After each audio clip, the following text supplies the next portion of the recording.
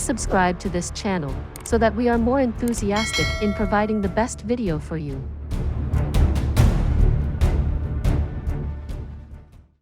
Chapter 901. 7 Stars Battle Formation. Battles and Bets.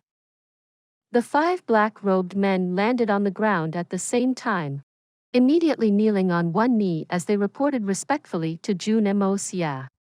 "Young master, your subordinates have returned alive. You've worked hard. You guys gained quite a bit in this battle, so go back and reflect upon it," Jun Moxie said with a light smile. "Yes." The 5 stood up together and returned back to the troop. Jun Moxie's side did not rejoice or cheer. It was as if the results of this 5 men were the most ordinary and inconsequential thing and wasn't worthy of them getting excited about. The third battle. 7 second-level saints. Hai Wuya's voice rang out, clearly carrying an unrestrained killing intent. No matter what, they had to obtain victory in this third battle. As his words rang out, 7 white-robed experts walked out together. As Jun Moxie looked over, he realized that those 7 had very similar appearances, and he could not help but to feel a shudder in his heart. Could it be that those 7 are blood brothers? Jun Moxie had guessed correctly. These 7 second-level saints all came from the Supreme Golden City. Furthermore, they were all blood brothers. The 7 demon formation had once been famous through the world, reminding others of the carnage and bloody legend of the 7 brothers. The moment these 7 were together, joining hands in battle, even a 4th-level saint would not dare to take them lightly. Even against a saint emperor, these 7 brothers would still hold a shred of battle prowess. Even if they couldn't win, they would not be in danger of losing their lives. The 7 brothers were of one heart, and their coordination was practically natural and seamless. Furthermore, with the support of the 7 demon formation, it was simply akin to adding wings to a tiger. For this battle, the Holy Land side had an absolute advantage. Jun Moxie furrowed his brows lightly. Looking at the actions of the 7 brothers, no matter from which angle, they seemed like one body, completely inseparable. This match was the true bitter battle of the day. At this point, it was really difficult to determine which side would claim the victory for this match. The opponent are 7 brothers, with their hearts and minds linked. This is their greatest strength, but also their weakness. Mei Shuayan looked at the 7 people with serious expressions as she said in a low voice. "Oh." Jun Moxie looked at Mei Shuayan and waited silently for her to continue. Mei Shuayan smiled lightly and continued. "The reasoning behind this is actually very simple. Those 7 brothers have been together for hundreds of years. Their relationship had naturally reached a level of being inseparable. Their coordination should be at a point where they wouldn't even need to speak. A simple raise of the head or arching of the brows would allow all 7 to know what it meant. A battle formation like that was undoubtedly the most frightening battle formation. However, there's also a deadly flaw. That is, their relationship is already too deep, to an extent where they can't do anything without each other." Mei Shuayan's eyes shone with wisdom as she smiled. Hurting one means hurting all 7. An injury on one person's body means an injury in the hearts of 7. At that time, without waiting for her to finish her words, Jun Moxie clapped ferociously as a bright light shone in his eyes. "I understand now. Haha. Shuayan, my good wife." Mei Shuayan's face turned red as a sweet feeling gushed into her heart. Right now, as long as she could help Jun Moxie with any matter, she would feel satisfied in her heart. Sometimes, she found this strange as well. Her behavior no longer conformed to her previous character, when it came to love. She was helpless. And she would even feel completely willing from her heart. Mei Shuayan thought silently in her heart. Perhaps. This is the life of a woman. Jun Moxie turned around swiftly and raised his voice.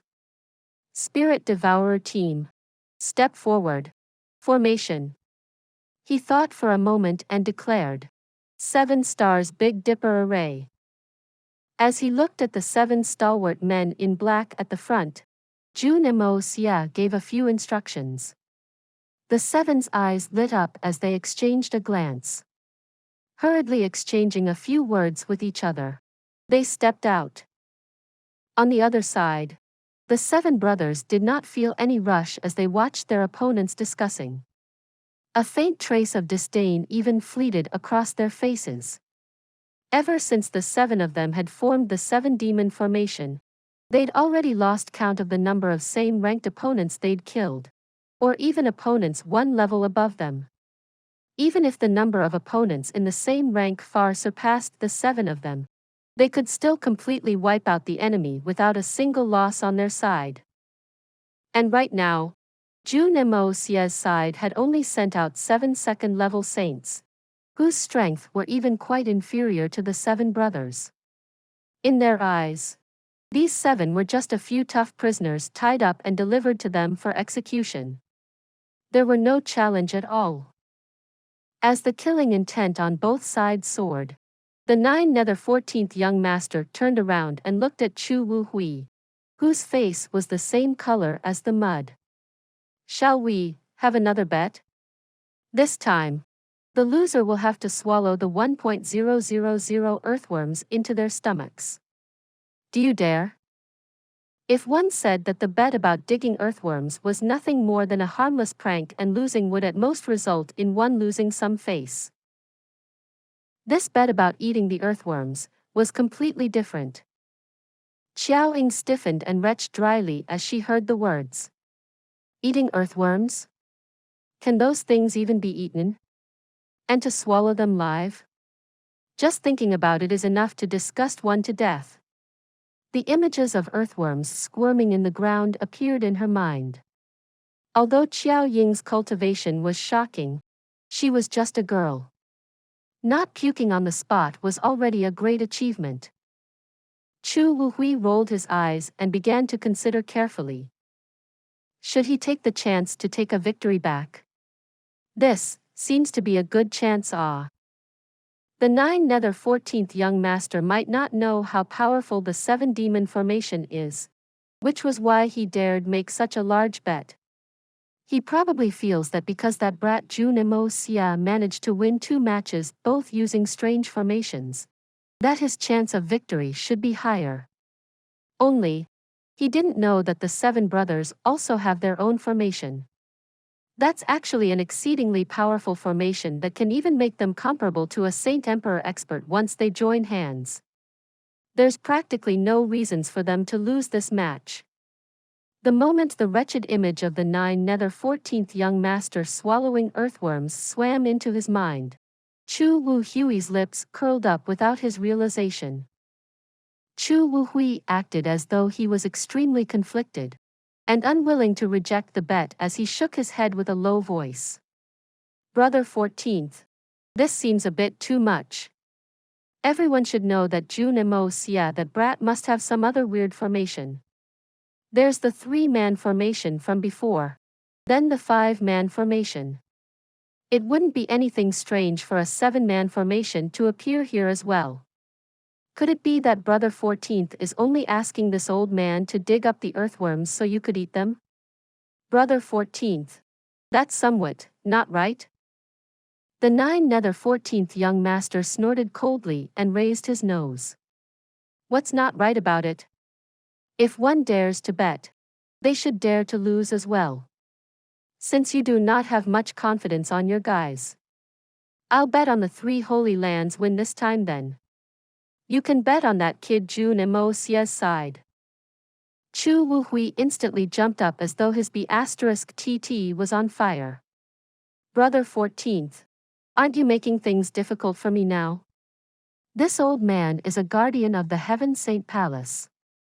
How can I bet on an enemy instead of my own people? Besides, we've already selected our sides beforehand. This old man has been betting on the Holy Lands all along, while you've only been betting the side of the evil monarch. How can we switch so easily? This fight is simply too hard to call. This old man will go all out and bet once more with you. Isn't it just 1.000 earthworms? The 9 nether 14th young master nodded and cast a sideway glance at him. Oh. Didn't you say that Jun brat has formations? And the chance of winning is high?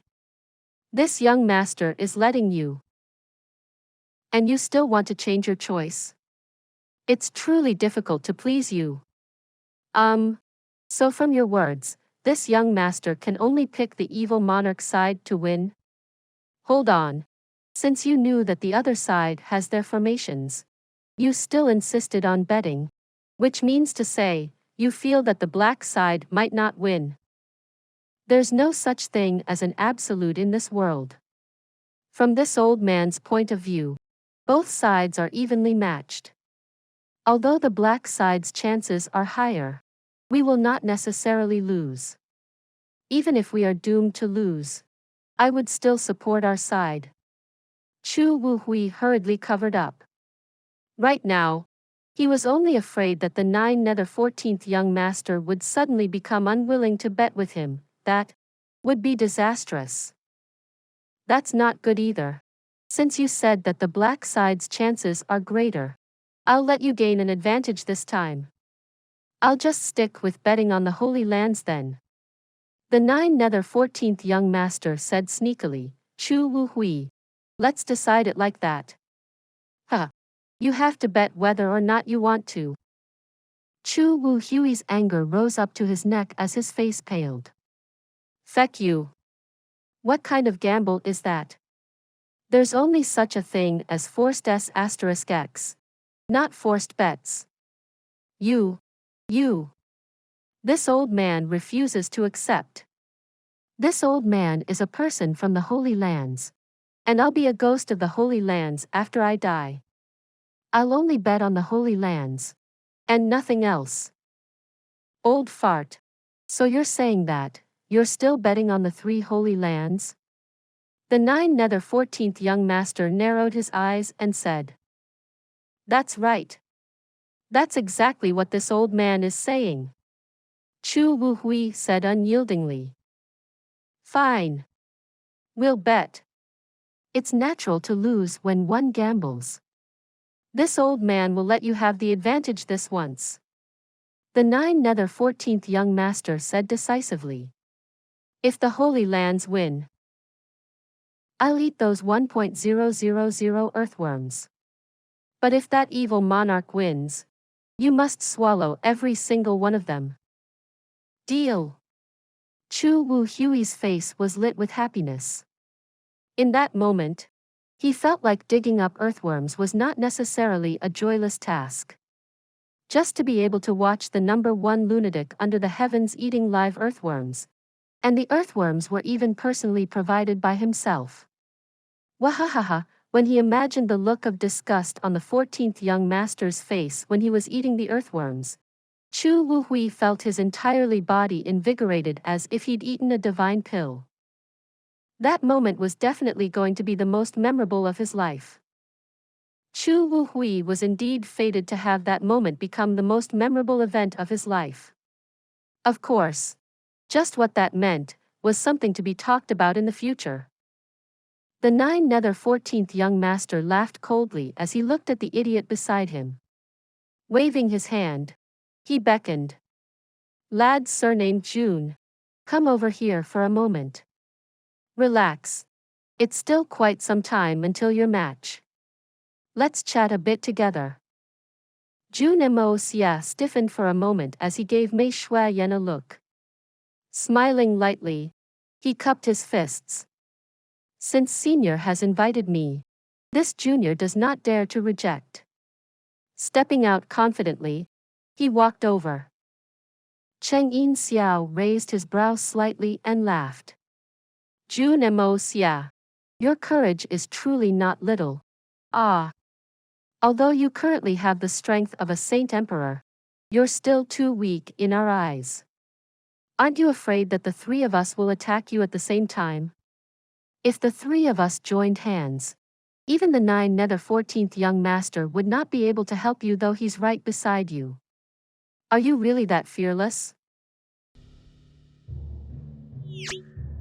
Please subscribe to this channel so that we are more enthusiastic in providing the best video for you. Chapter 902. 7 Stars vs 7 Demons. Jun Moxie said smilingly, "If it's other members of the 3 holy lands here, I would definitely be cautious of ambushes and trickery. But now it's the 3 of you I am facing. If you dare to lose face by doing such despicable things, I will not hesitate to lose my life." Haha. What a boy. Cheng Yin Xiao was very satisfied. Although Jun Moxie sounded insulting, he was actually showing trust towards them. Trust between foes was something very precious. The 9 nether 14th young master looked at Jun Moxie and said with an ominous voice, "Jun Moxie, I placed a heavy bet on you this time. Don't let me lose it." "How confident are you?" Jun Moxie replied in surprise. "There are so many talents in the 3 holy lands, and many of them are extremely powerful. We have been lucky with the 2 previous battles. It's only the beginning of the 3rd. There's no way I can tell. Our men are risking their lives in these battles and you're laying a bet on them. Are you sure this is ethical?" "Why can't I? It's just the life of a few men. How much are they even worth?" The 9 nether 14th young master snorted. "They should have expected getting killed when they followed you in your expeditions. Also, I am just betting on the outcome of the battle, not how many men will be killed. These men are not worthy enough for me to place a bet on their lives."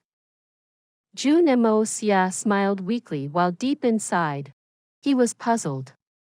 Why does the 9 nether 14th young master seem to be helping me ever since he appeared? Has he recognized who I am? Jun Moxie, the formations you have taught them are indeed intriguing. Chu Wuhui snorted.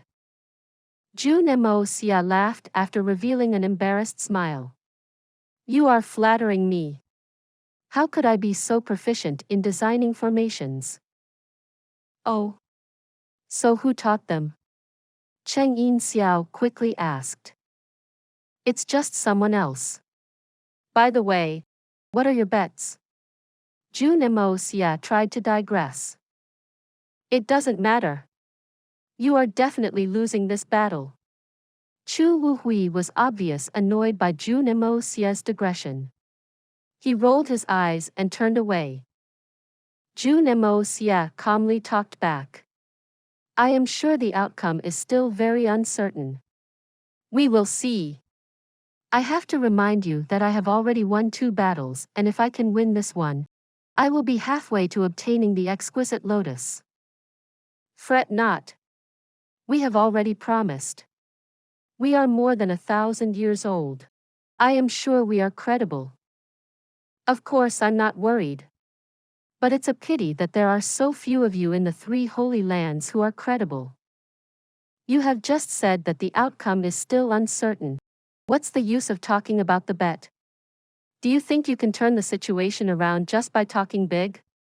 Honestly, your 7 subordinates are halfway into their demise. I suppose you should start prepare coffins for them and stop boasting over there. Life and death are all fate. The 14th young master is right. They must have already prepared for the worst when they decided to follow me. I am just wondering whether your men are prepared for it." Jun Moxie smirked. His words had become more aggressive. Just as they spoke, the 14 men in the arena engaged. The 7 demon formation was overwhelming as it placed the 7 members of the Heaven Destroyer and Spirit Devourer in an almost irreversibly bad situation. Even the audience could barely breathe. Chu Wuhui could not help laughing just with a glance. It's bullshit if we can still lose from such an advantage. Ah. 14th Young Master. I admit that I am weaker than you. But seeing you eat 1,000 earthworms will definitely make me wake up at night laughing. The 14th Young Master put on a rare gloomy look as he watched the arena fill up with airborne dust particles. Becoming aware of this, Chu Wuhui was even more excited. He grinned and said, 14th Young Master, don't worry. You always say that you never lost a bet before. Perhaps there's still a chance for a comeback. He sounded as sarcastic as ever. Yes. Indeed, it's not the final moment yet. The result is still uncertain. The 14th Young Master glanced back. If you put more effort in training than practicing how to quarrel with others, you might have already surpassed me. Chu Wuhui was stunned for a moment. He spat in annoyance and disappointment before turning back to observe the situation. Undoubtedly, this match attracted more attention than the two previous battles. The 14th Young Master frowned as he watched on. After a while, he seemed to realize something as the gloom looming over him slowly lifted. Cheng Yin Xiao was constantly paying attention to the 14th Young Master's expressions. He knew that the most observant one in the whole arena was the 14th Young Master. At this moment, he was sensitive enough to be aware of the 14th Young Master relaxing. He couldn't help tense up. 14th Young Master, who do you think will win? The 14th Young Master sighed and shook his head. The outcome will be strange. Strange? The rest all turned over to look at him. The outcome now appeared so obvious. So how could anything strange happen? The 7-demon formation was indeed overwhelming and had already constricted the movement of its opponent. From this aspect, it appears that there is no doubt to who is going to win, but there are 3 strange points and even I cannot find an explanation yet. The 14th Young Master looked at Jun Moxie with much curiosity. 3 strange points? Everyone else tensed up and turned back towards the arena. Reflections from the blades flashed in their faces as blade auras washed the arena. The 7 swords of the 7-demon formation had interwoven into a dense net, enclosing the 7 men in black. The 7 men in black were like a small fleet struggling in a storm. Amazingly, they were still able to avoid being engulfed by the huge waves. Chu Wuhui stared for very long before hitting his own forehead. Feck. It's another weird formation of 7. Upon hearing this, Cheng Yin Xiao and Xiao Ying also figured it out. The 7 men in black always stood at a fixed position relative to each other no matter what happened. Their positions seemed unreasonable by themselves. They looked like random spots that had little connection, but it simply worked as a formation that provided a top-notch defense. By now, no one was as optimistic. All of them were top experts of the world, and they were very aware that a perfect defense meant being invincible. The first strange point is that no one has been injured yet despite all of them being so close together. Under such intense combat, even we can't guarantee not being hurt by now. Cheng Yin Xiao and Chu Wuhui nodded slowly as they pondered. The second strange point is that their weapons have not even touched each other by now. Each of them has already delivered more than 1,000 blows, but none of their weapons touched. The 3 guardians immediately turned very gloomy. It was not a good sign. Peacefulness like this was akin to the calmness before a storm. When their weapons started to come into contact, perhaps there would only be death and no mere injuries. Both sides were preparing for a strong blast. As for the last strange point, fair is foul and foul is fair, the tide in the ocean is never predictable. How interesting. 14th Young Master looked at Jun Moxie and smiled eerily. Please subscribe to this channel, so that we are more enthusiastic in providing the best video for you. Chapter 903. The Depressed Nanny. Fair is foul and foul is fair. Chu Wuhui sucked in a breath through his teeth. How could it be? How is this possible? Have we really bumped into a ghost? He said in disbelief. The seven demon formation was like the surging waves that crashed wave after wave in that confined space. The seven black-clothed men were like reefs along the shore, unmoving and unbudging from beginning till end. Or rather to say, like an unusually wide mountain range surrounded by an endless body of water. But ultimately, it still had a peak that stayed above the water from start till end. But if one looked closely, they would understand that although the seven demon formation had indeed occupied 90% of the attacks, practically suppressing the enemy till they could barely catch their breath, capable of drowning this seven people formation completely, but the opponents were still calm and stable, with no danger or risk. And following the continuous attacks from the seven demon formation, the seven in the seven stars battle formation attacked in places where the enemy needed to defend themselves. So the attacks from the seven demon formation had to be halted halfway for them to defend themselves. But the other party didn't take the chance to press for another attack, only defending, as if they were planning to continue dragging it on forever like this. In this way, both parties were attacking their vital points, but going into defense simultaneously, causing an unusual situation where seven swords and seven sabers were not coming into contact at all since the start of the battle. But if one observed closely, they would notice to their surprise that the one that had dominated taking initiative was not the seven demon formation that was attacking like tidal waves, but the seven black-clothed man in a weird, peculiar formation. Or rather, indeed the aggressive attack of the seven demon formation at the beginning of the battle had dominated taking all the initiative, but when the opponent's seven stars battle formation slowly began to unravel, the battle had come to a stalemate. With the slow gradual change of the battle, the ones initiating unconsciously fell into the hands of the enemy. Just that the other party had never begun to attack, only staying firm in defense, causing everyone to develop a false sense of judgment. In terms of the conclusion of the battles, the process of these three formations was the same. They were all on the verge of defeat, but in the end, they emerged victorious. They were all the same, and there was nothing new. The 14th young master looked at Jun Moxie and chuckled. Lad surnamed Jun, where did you learn all of these weird formations? This young master guesses that it is that mysterious master of yours who taught you, right? The moment this was said, the three guardians who were in a state of shock got another huge shock. Brother 14th, could it be that you know who his master is? Or rather to say, you actually know his master? Cheng Yin Xiao asked, a gleam in his eyes. Jun Moxie's master was a giant mystery. Even the most prodigal person couldn't be like this without a master. Jun Moxie's master was undoubtedly a shocking character. Just that, everyone knew this.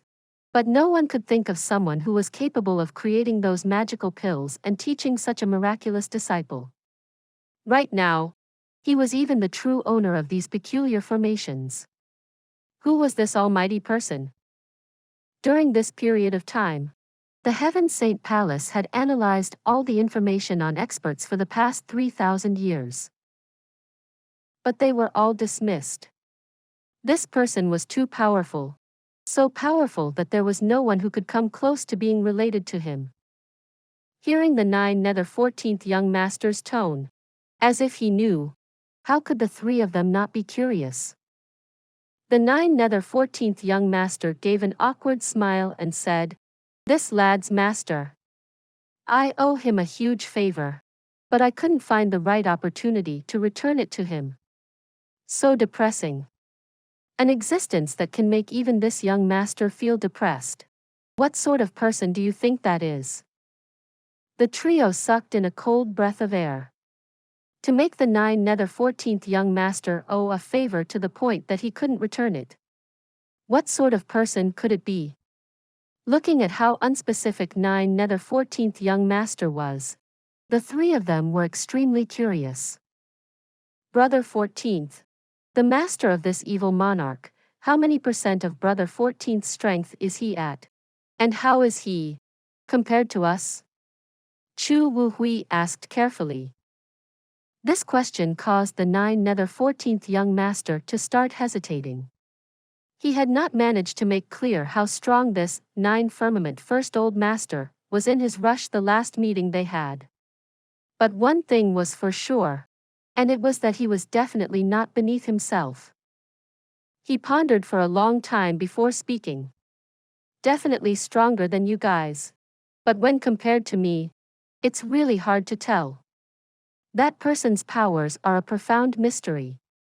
I am really not confident in winning him. Even if it is a battle to death. I have no confidence in killing him. The 9 nether 14th young master was speaking the truth, and the three people could tell from listening to it. He was speaking from his heart. But because of this, the three guardians turned pale. An existence that even the 9 nether 14th young master had no confidence of winning. Didn't that mean that this person was more powerful than the 9 nether 14th young master? Plus his skill at concocting pills and all these amazing formations today. What sort of top expert was that? This, there is someone like this in the world? How come we've never heard of someone like this for the 1,000 years we've lived? No wonder Jun Moxie's cultivation improves at such a tremendous speed. He really has such a heaven-defying master. But the 9 nether 14th young master was determined not to reveal that person's name, which added on to the mystery of Jun Moxie's master. At this time, young Master Jun asked, "Senior, you know my master? You've met him before?" The 9 nether 14th young master scoffed coldly. "Not only did I meet him before, I still have some scores to settle with him." Pretending to be mysterious. This young master is full of disdain for that. I'm ashamed to behave like that. I'll tell you honestly, meeting that bad luck master of yours is really bad luck for this young master. Really fecking bad luck. Hey. The 9 nether 14th young master was full of complaints, as if there was some hidden bitterness. But the moment he said this, Jun Moxie instantly knew that this fellow seemed to misunderstand. He assumed that the 9 firmament first old master was Jun Moxie's master and hadn't seen through Jun Moxie. This was a beautiful misunderstanding. Through this conversation, young Master Jun instantly understood the reason behind the 9 nether 14th young master's grievances. In fact, since the 9 nether 14th young master followed Jun Moxie, then he could be familiar with his sneaky and unpredictable ways. So by extension, he associated it with that mysterious 9 firmament first old master. Plus, Jun Moxie was really too young. With his own cultivation, it was hard for him to enter the eyes of the 9 nether 14th young master. In the eyes of this great madman, that 9 firmament first old master was an expert of his own generation that was more or less his equal, or perhaps even higher. So why would he even bother with a mere Saint Emperor cultivation? So he logically assumed that young Master Jun was that mysterious expert's disciple. In fact, if by logic, this was the most logical inference. This is a beautiful misunderstanding. Young Master Jun definitely was not planning to explain. Misunderstand? Perfect. No matter what. That 9 firmament first old master had also been a great help to the 9 nether 14th young master back then. So this is a huge favor. With a madman as haughty as the 9 nether 14th young master, owing a favor was an extremely unbearable thing. Although if the 9 nether 14th young master had met the 9 Firmament First Old Master. He would extend his gratitude and perhaps discuss with him regarding the origins of this sickening nickname. But he couldn't do that when meeting Jun Moxie. And Jun Moxie was a junior, as the disciple of his benefactor. He could not watch him get bullied right before his eyes. So the 14th young master had to make a guest appearance and be a nanny this once. Especially when this lad's enemies were also his enemies. Which was why there would be the scenario today, with the 14th young master supporting Jun Moxie. And more interesting thing was that the moment there was such a misunderstanding, it made complete sense for the 14th young master to take care of Jun Moxie. There was no favor owed in taking care of him, and he was a little embarrassed to bring it up to show off as an accomplishment. But if he didn't take care of him, it seemed as if he wouldn't be able to raise his head the next time he met this 9 Firmament First Old Master. So the 14th young master could only endure it and be a nanny for today. Of course, if he knew the truth, that Jun Moxie was that so-called 9 Firmament First Old Master, he'd definitely beat this fellow up until he was like a pig head. But a pity, he didn't. And he might not know for the rest of his life. Of course, if young Master Jun felt that he was on the same level as the 14th young master someday, perhaps he would tell him this truth. Because when that time came, Jun Moxie would no longer fear being beaten into a pulp. The 14th young master was indignant and unwilling, but he still had to help. But Jun Moxie was secretly pleased and confident. During the time these two engaged in their conversation, the three guardians' faces turned paler and paler. There was no other reason, but because the situation in the area was turning into a disadvantageous one for the Holy Land. The 14th young master looked at Chu Wuhui and finally felt in a better mood. Chu Wuhui's current expression was completely black. None of that glee from earlier could be found. Swallowing live earthworms. 1,000 of them. And these earthworms were dug out by himself. One by one. God. Thinking of the bet, Chu Wuhui felt the urge to cry. As if death was better than living. Jun Moxie looked over to the arena, slowly feeling anxious.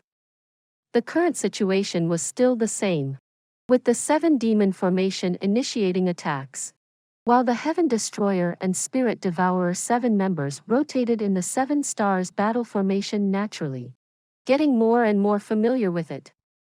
And every time they spinned, there were small sparks that flew out. Their silhouettes also getting more and more indiscernible. Clearly, the determining point of the outcome of the battle was about to arrive. Please subscribe to this channel, so that we are more enthusiastic in providing the best video for you. Chapter 904. Beheading 7 Demons. The battle situation before or after this would no longer matter after this strike. Currently, although the Heaven Destroyer and Spirit Devourer's 7 stars formation had the upper hand, it did not equate to victory, let alone absolute victory. And what Jun Moxie wanted was complete victory, not a tragic victory. But right now, it was the battle between the second-level saints, and both sides had extremely tenacious life force. Even the side in the adverse situation would be able to go all out and deal enough damage to the enemy if they were determined to. The reason why Jun Moxie was able to kill a saint in a single strike was because it was an ambush attack, catching the saint off guard.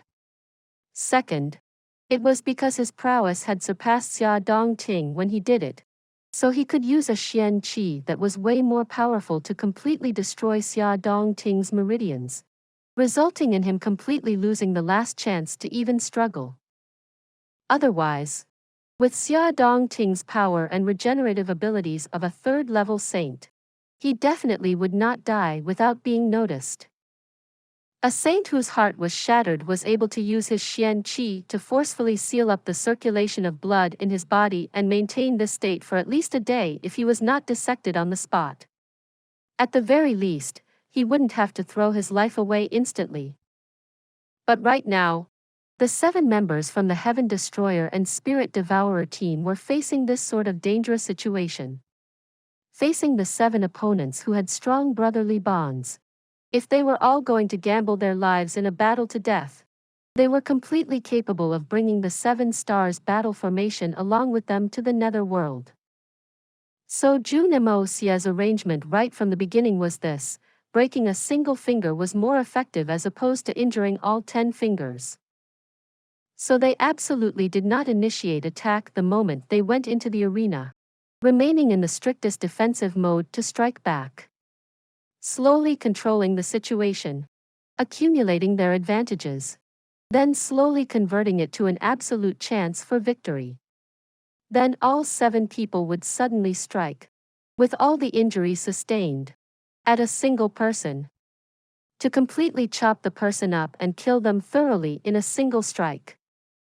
Only by killing one person, breaking the 7 demon formation formed by 7 people joining forces, would it cause the enemy's attacks to be unable to achieve its strongest state. Even if the other party went on a rampage again and set off a series of revenge attacks for the death of their brother, as long as they returned back to their strict defensive state, there would be no danger until the other party's strength began to deteriorate. Then, they could begin their counterattack. Of course, the most ideal situation would be that the other 6, due to their close brotherhood, would be hurt and unable to fight due to the grief from losing a brother. Then, they could just take the opportunity to press their attacks and kill all of the remaining 6. The 2 circumstances had great variabilities, but there was only one outcome: all the enemies must be killed, while they cannot lose a single man. And the current situation was moving towards the direction of what Jun Moxie had expected. The sword light rained down like a storm. The people in the 7 demon formation were still calm and steady. Although they had been the ones initiating the attack since the beginning of the battle, using up a considerable amount of strength, they were still ultimately calm and unhurried.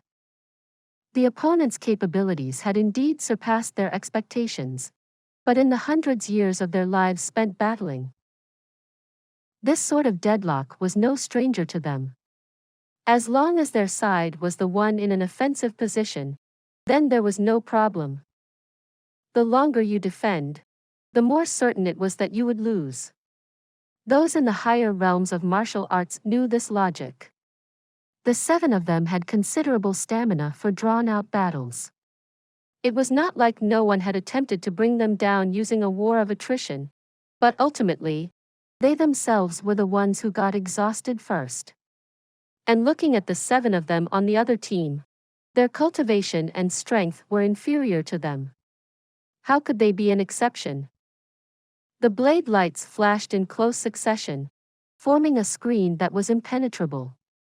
The 7 black figures began to gain speed. The changes in their positions were getting more and more frequent. When one person leapt up, before he could get into his designated position, the other 6 had already followed suit and switched their positions midair. But the flashes of their sabers remained like a screen, with absolutely no delay in their movements. The vast and open sky was enveloped by a white light. The black figures could no longer be seen. Only a single silver-white flash was spinning in the air. In rapid rotations, borrowing the strength of the 7 stars Big Dipper array, they had successfully borrowed the strength of the skies and the stars, transforming into a mystical white light. Everyone watching cried out in surprise. The enchanting lights suddenly expanded and exploded in dazzling, mesmerizing colorful lights. The light right now was like the bright sun in the sky, its brilliance impossible to look at. Despicable! A voice hollered from within the formation. Suddenly, a burst of sounds of metal clanging against metal could be heard. The 7 people in the 7 demon formation had already put on their highest guard and alert the moment they saw this peculiar scene happening. But what they never expected was the enemy to suddenly come stabbing at them with their sabers in such tight succession. Right now, the sabers in their hands were stabbing straight forward like a long sword. This was undoubtedly a peculiar move. And there was still a distance of about a zhang between the two parties. Could it be that they were planning to come charging over? The moment this thought surfaced in their head, the 7 demon formation simultaneously made preparations to meet with the enemy's blades. Yet at this time, the most unbelievable, and also possibly the most despicable, strike suddenly appeared. The sabers in the hands of those 7 burly men suddenly shot a beam of blade light and flew towards the 7 people like a meteor, separating from its handle. Sheath within sheath, blade within blade, the god and ghosts wail miserably without a choice. Since ancient times, those with great ambitions must be ruthless and vicious, never conceding until all enemies are beheaded. This was that unexpected blade that gods and ghosts didn't see coming. The 7 people instantly used their sword to block the blow, but the brute strength from the enemy was really too much, and they gritted their teeth tightly. Just at this moment, the 7 sabers gathered and suddenly headed toward the person in the center of the 7 demon formation, striking down at the same time. The blade light at this instant was unusually bright, even brighter than the brilliance earlier.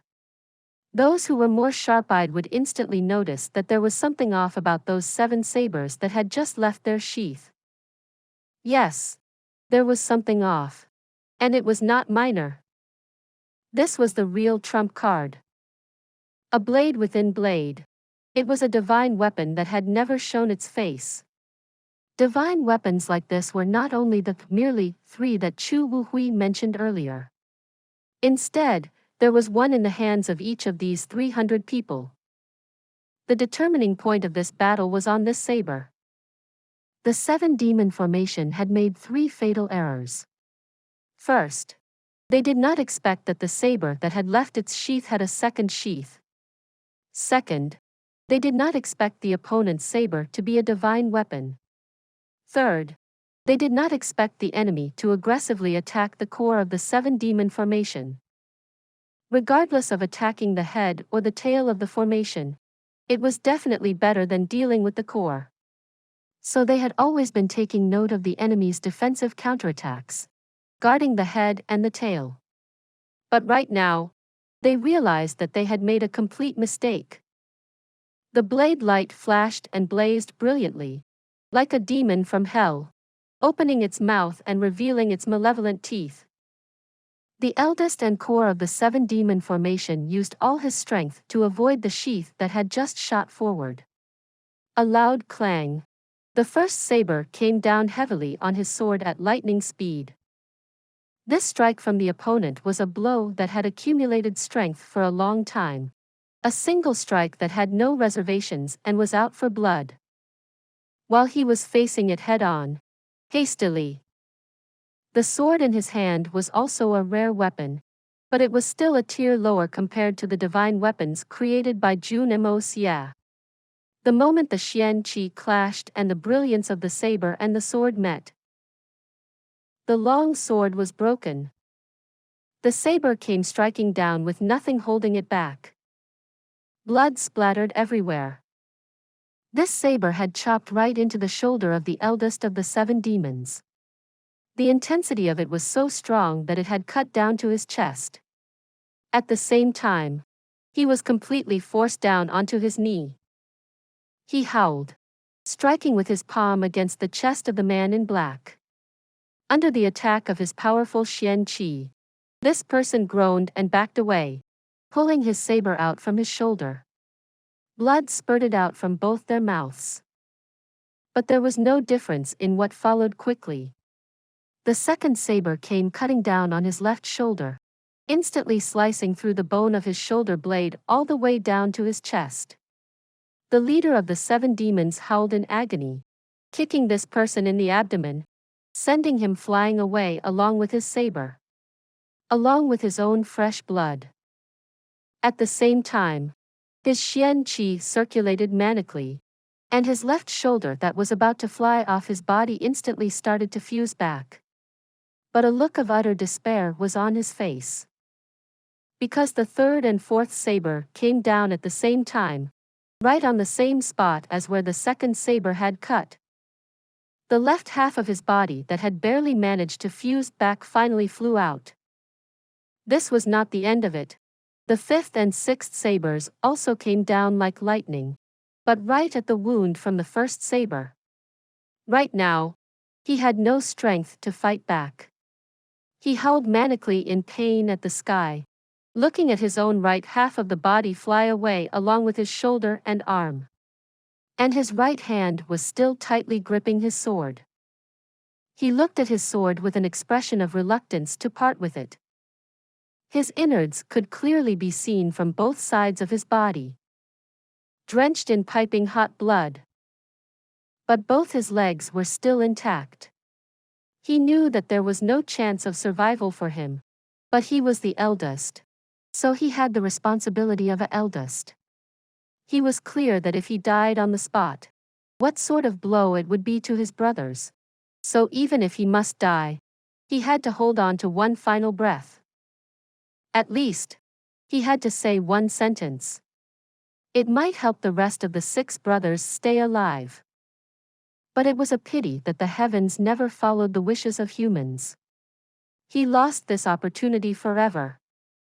The 7th person and the 7th saber arrived, piercing straight through the exposed right side of his body all the way to the left, skewering all his innards and dantian into a single mess. Please subscribe to this channel so that we are more enthusiastic in providing the best video for you. Chapter 905. The 3 Holy Lands Fundamental Crisis. He wanted to shout and say, "Don't care about me," or "seek revenge on my behalf." As long as he was able to deliver these words, his brothers would still be able to snap back and would not fall into extreme grief. Or perhaps, they would be able to make the enemy pay a similar price. But the moment he opened his mouth, a shiny saber had already entered it at the speed of lightning and cut through his throat.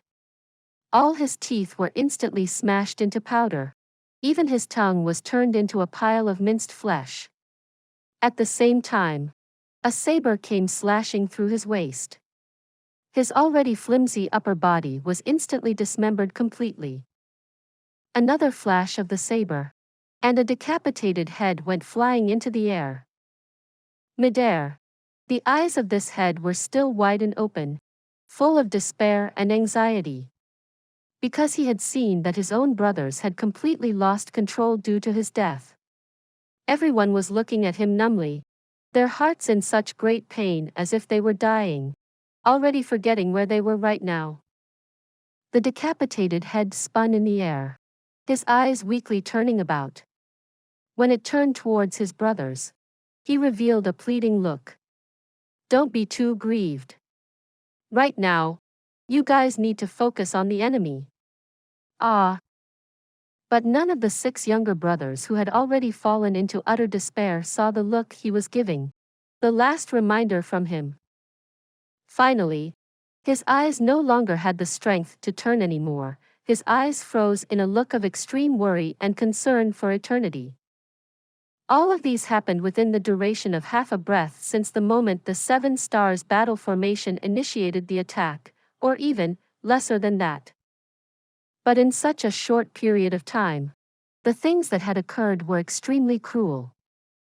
The leader of the 7 demons, the core of the 7 demon formation, had gone from not having a single injury to being dismembered and sent flying across the air in chunks of flesh. All the people from the Holy Lands were stunned. Everyone had sensed that there would be an unexpected turn in the situation, but no one had expected that this turn would come so quickly, so thoroughly, and so cruelly. The 2 pieces of body parts that were sent flying was still midair and had not even landed on the ground yet. The decapitated head, drenched in blood, was still turning in the air. Everyone had fallen into a lifeless state.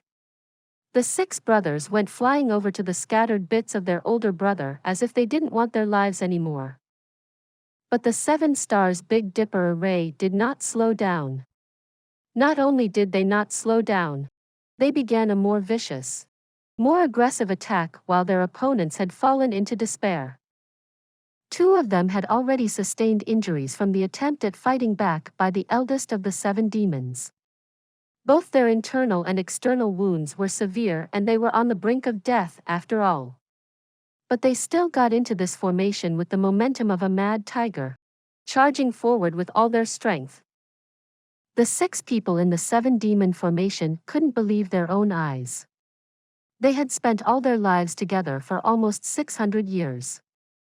Their eldest brother that they had never separated from. Their kin brother from the same mother was dismembered alive right before their eyes. What sort of enormous blow was this? Their eyes were all red, and their minds were all blank. Their hearts ached in such great agony, as if the one who died was themselves. They had practically forgotten everything, as if the entire world had come to a halt in this instant. They wailed pitiably, calling their elder brother's name manically, moving forward to that puddle of chopped-up body. Completely not noticing the flash of the enemy's blade was nearing their bodies viciously. He Ji Qiu and Hai Wuya both activated their art and yelled, "Watch out!" The prowess of 2 saint emperors were shocking, but it was as if the 6 remaining brothers of the 7 demons couldn't hear it. Their body jerked from the shock. They were almost sent flying from the sudden quake of the earth. But they still did not snap back to their senses. Right now, in their hearts and minds, there was nothing else. Not even the thought of revenge. Only grief filled their hearts. Extreme pain. 7 sabers rained down with a whoosh. Like a sudden downpour. Blood spurted everywhere. There was no mercy. But it was as if the 6 who were receiving these blows had yet to regain their senses. They stood in the rain of blood in a daze, without even utilizing their Xian Qi to protect themselves. Hai Wuya yelled loudly. "Stop!" He suddenly flew forward. He had yet to arrive, but his sword had already radiated intense sword light. If the 7 saints were struck with the sword light of his, they would suffer severe injuries and someone might even die on the spot. After all, they had already been battling for such a long time. Their Xian Qi had already been used up to half of their usual amount. And there were casualties too. In the opposing camp, Mei Shuayan flew forward in her pristine white robes, like a white cloud. She raised her imposing sword and said, "Saint Emperor Hai, this is a battle of life and death. Going back on the promise to interfere is rather unbecoming of your distinguished status of a Saint Emperor." Hai Wuya's sword light was dazzling like the starlight. But Mei Shuayan's sword light was like a blizzard covering up the sun. An overpowering radiance. In a blink of an eye, the 2 of them were already facing off on the arena. Instantly, starlight was shooting up into the skies, while snowflakes were fluttering all over the ground. With a few clangs, the 2 of them merged into a white blur in midair. "Stop!" Chu Wuhui yelled angrily. The 2 people exchanged blows one last time. Hai Wuya flipped backwards and hovered in midair. But Mei Shuayan stood calm and poised with her sword, her eyes locked on Hai Wuya. Her graceful figure slowly floated backwards. Her white robes and black hair fluttered in the wind, adding a tinge of softness in this pitiful battlefield. Mei Shuayan had the upper hand in this short exchange of blows. A win is a win. A loss is a loss. Hai Wuya, are you this unable to afford a loss? Chu Wuhui yelled loudly, his eyes slightly red. This is a battle of life and death. Even if you can't endure it, you must endure it. Even if everyone dies, you also must endure it. This battle is for the face of the three holy lands. What are you doing? Interfering with it on your own accord? Is the Holy Land's reputation of 10,000s of years for you to tarnish just like that? Hai Wuya gritted his teeth and said with grief, But they are really too vicious. Vicious? Vicious is what an opponent must be. In a battle of life and death, there is nothing that cannot be used. Viciousness is the most correct way of doing things. Chu Wuhui scoffed. Both sides had already determined the rules the moment it began. And the battle does not end until one party is completely dead. In other words, we start with the living and we end with the dead. Don't you understand? I am as upset that people from the Holy Lands had died. But no matter how upsetting it is, we must endure it. Rules are rules. We can forsake our life, but we must not give up on our face. Chu Wuhui had a furious expression on his face as he spoke. Hai Wuya slowly landed, and looking at the tragic state on the battlefield, he couldn't hold back his old tears. In this moment, all the 6th level saints from Holy Land had been massacred right here. And some were killed without any resistance, a look of anguish and grief on their faces even as they died. Jun Moxie looked at the area and silently sighed in pity. Mei Shuiyan's words were echoing in his mind. Blood-related brothers, who had never separated for hundreds of years together. Their mutual understanding and coordination is already at the peak of the world, but as much as deep feelings are an advantage, it is also the greatest disadvantage. An injury on one person's body means an injury in the hearts of 6. One person's death was the death of the 7 people's hearts. These 7 brothers were just like this. Right now, Chu Wuhui was sad, but also angry. From the way he saw it, Hai Wuya's sudden decision to interfere with the battle was an extreme disgrace. Not only did he throw his own face, he also threw away the 3 Holy Lands' face. Plus, he had just lost 2 rounds of bet. He was already feeling frustrated and depressed enough. Naturally, there was one more important reason. The 14th young master was still watching. He was also one of the judges. If he suddenly started acting up, Hai Wuya would probably be laying here like the 7 men in this arena. Xiao Ying and Cheng Yin Xiao also didn't look any better. The highest levels of the Holy Lands, the guardians of the Heaven Saint Palace, were present, along with the number 1 lunatic under the heavens, the 14th young master, as judges. But this sort of behavior still happened, going back on their words, breaking faith and abandoning right. If they weren't present, how unbridled would this bunch of people be in their ways? It can be imagined that all those rumors from before may not have a reason behind it. The 14th young master watched all these silently. He said coldly, For 10,000s of years, being the only supreme reign, the 3 Holy Lands have already become thoroughly rotten. Doing everything as they please, only knowing how to do their best to protect their own interests. They no longer care about anything else. In their eyes, they are the righteous side. Who cares about the minor things when doing things in the name of justice? The scene before our eyes is proof. He laughed sinisterly. If they are part of the secular world, if they disregarded the law, they'll end up in prison or be beheaded as a warning to the rest on what rules are. But the pugilistic world is a relaxed place, lacking the law of the rest of the world. Dismissing everything with a single sentence, once you get into the pugilistic world, you can no longer act like yourself. Doing as they please, acting like there is no law. But there are some rules of morality that have been passed down since ancient times and people don't dare to take them lightly. even the most heinous people would have some qualms about it. He let out a long breath before continuing.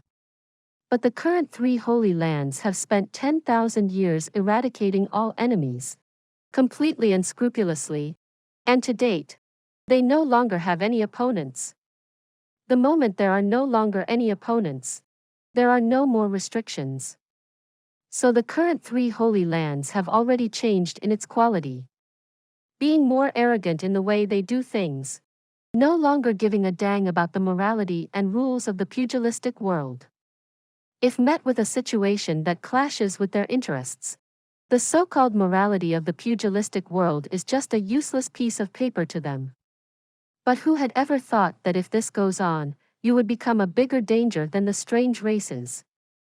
The strange races are not our kind. Even if they enter Xian, only destruction awaits them. But you guys are destroying this place. The place that you claim to protect. The 9 14th young master looked at Hai Wuya coldly. People like you, as part of the pugilistic world, if you can toss away the basic rules of the pugilistic world and promises in a blink of an eye, then no matter how grand and noble your mission is, you are a malignant tumor that must be removed. If left as it is, you would only continue to decay everything else. And the 3 holy lands have already been decaying for 10,000s of years. Chu Wu Hui, the 3 of you are still considered a rare exception that managed to remain untainted from the mud. It's something remarkable. Chu Wu Hui, Cheng Yin Xiao, and Chu Wu Hui were stunned after the 9 14th young master finished his words. They began to perspire profusely. For 10,000s of years, the 3 holy lands had been devoted on their punitive expedition to eradicate those who were different from them. Their ultimate goal was to be the only supreme reign. And the 3 holy lands were the guardians of Xian continent. Doing things in the name of justice. Naturally they would be bridled and unscrupulous in their ways. While the Heaven Saint Palace had never found any fault with the 3 holy lands' behavior, instead, provided support whenever needed, hoping for the day the holy lands would finally become the sovereign rule. When that day came, it would be the arrival of the continent's blessings. Naturally, if this was according to the 3 holy land standards of 10,000 years ago, or even 6,000 years ago, this made no sense. But as all the opposing families were turned into ashes, the 3 holy lands had finally stepped onto the peak of power on this continent and became the most outstanding. Even Chu Wu Hui, Cheng Yin Xiao, and Chu Wu Hui had felt heartened that the 3 holy lands' achievements were unprecedented, surpassing all their ancestors before them. Controlling the continent, overlooking the world like a sovereign ruler. The moment the Holy Lands appeared, there was no one else who can contest for the top. This was undoubtedly a glory of the peak. But the 3 of them had been enlightened by the 9 14th young master, and only came to realization that if there were really no opponents, after a single family expanded, what they would face was their internal decay. Completely changed in its quality. Humans were always keen to fight. Fighting with the enemy, struggling between life and death. Every moment would trigger the boundless fighting spirit of a human. Each time they surpassed their limits, improving time and time again. But if there was no enemy, not a single enemy in the entire world, there was only flattery and bootlicking everywhere. Then naturally, humans would change. And there was one more grim issue. If there was really no enemy, who else could they fight against? So they started fighting with themselves. Fighting with the desire of fame and profit in their heads. But how many people would be able to prevail over themselves? So everyone was controlled by their desire for fame and profit and started to fight internally. Scrambling for power and profit. The harmonious relations between the 3 holy lands turned into an empty shell. Smiling, warm and affable on the surface, but secretly fighting and scheming against each other. even within the same Holy Land. They were also unscrupulous in their rivalry. Carried on for a long period of time. Who would care about the rules of the pugilistic world? Who would comply with the morality of pugilistic world? Because these were originally set by these people. Who would give a dang? But, a pugilistic world without rules and morality, what sort of pugilistic world was that? The more they thought about it, the more fearful the trio felt. If things continue this way, the three Holy Lands do not need an enemy to utterly crumble. Please subscribe to this channel, so that we are more enthusiastic in providing the best video for you. Chapter 906. Concede defeat? No way. Brother 14th, your words of wisdom today have really brought us to our senses. Chu Wuhui politely bowed to 14th young master and said with great sincerity, if the Holy Lands still have a future, it will all be thanks to Brother 14th's words today. Although we stand on opposing sides, I will forever etch this favor in my heart. Even if the day comes where we kill Brother 14th with our hands, we will absolutely carve Brother 14th's name in the Heaven Saint Palace's predecessor tablet. The 14th young master didn't know whether to laugh or cry. Thinking of killing me? With the current three Holy Lands, is it possible? Chu Wuhui, you better stop dreaming. And don't you dare tarnish this young master's great name, carving this young master's name on your predecessor tablet. Are you showing me gratitude? That is an insult to this young master. Whether I'm dreaming or not, it shall be determined at a later time. Chu Wuhui chuckled. Then he gritted his teeth and stomped his feet and declared, for the words Brother 14th spoke today, the 1,000 earthworms, this old man, will eat them. Oh. Does that mean you were originally planning to go act dumb? The 14th young master scanned him up and down and said in a meaningful tone, as expected from one who yields from the three Holy Lands, to even dare to play foul in a bet with this young master. I've really witnessed what it means if the upper beam is not straight. The lower beam will be crooked today. Chu Wuhui turned red. Qiao Ying and Chen Yin Xiao also bowed to the 14th young master, thanking him for his words. The 14th young master sighed. Who knew that the words I mentioned unintentionally have helped my enemy? Everyone chuckled, but the trio's hearts were extremely heavy. What the 14th young master had mentioned was a fact and reality. And it was indeed at a considerably bad stage. How would they turn things around? The three of them frowned and spent a long time trying to figure out what to do, but to no avail. They couldn't help but let out a sigh simultaneously. Chu Wuhui announced listlessly. Third battle. Evil Monarch's victory. Jun Moxie chuckled and watched his 7 subordinates return to the troops. He turned around to look at Chu Wuhui and said, Senior Chu, thank you for going easy on us. That exquisite lotus is halfway to becoming mine. This sentence was clearly a reply to what Chu Wuhui had said earlier. But right now, Chu Wuhui had nothing to say because that was just how it was. What else was there to say? Acting strong and holding on was even more embarrassing. Today, the three Holy Lands and Heaven Saint Palace utterly embarrassed themselves. There were only 6 rounds. And the opponent had already completely won 3. It was already an understatement to say that he was halfway to winning his stake. Qiao Ying pondered deeply before suddenly speaking. Jun Moxie, there is no need to continue the battle anymore. Our side gives up for the battle today. The Holy Lands concede defeat. We will not go back on the exquisite lotus that we had promised as bet and will definitely deliver it. Let's just stop here. How's that? Qiao Ying was an intelligent person, and judging from the previous 3 rounds, She noticed that all the signs had indicated that the circumstances were really too peculiar.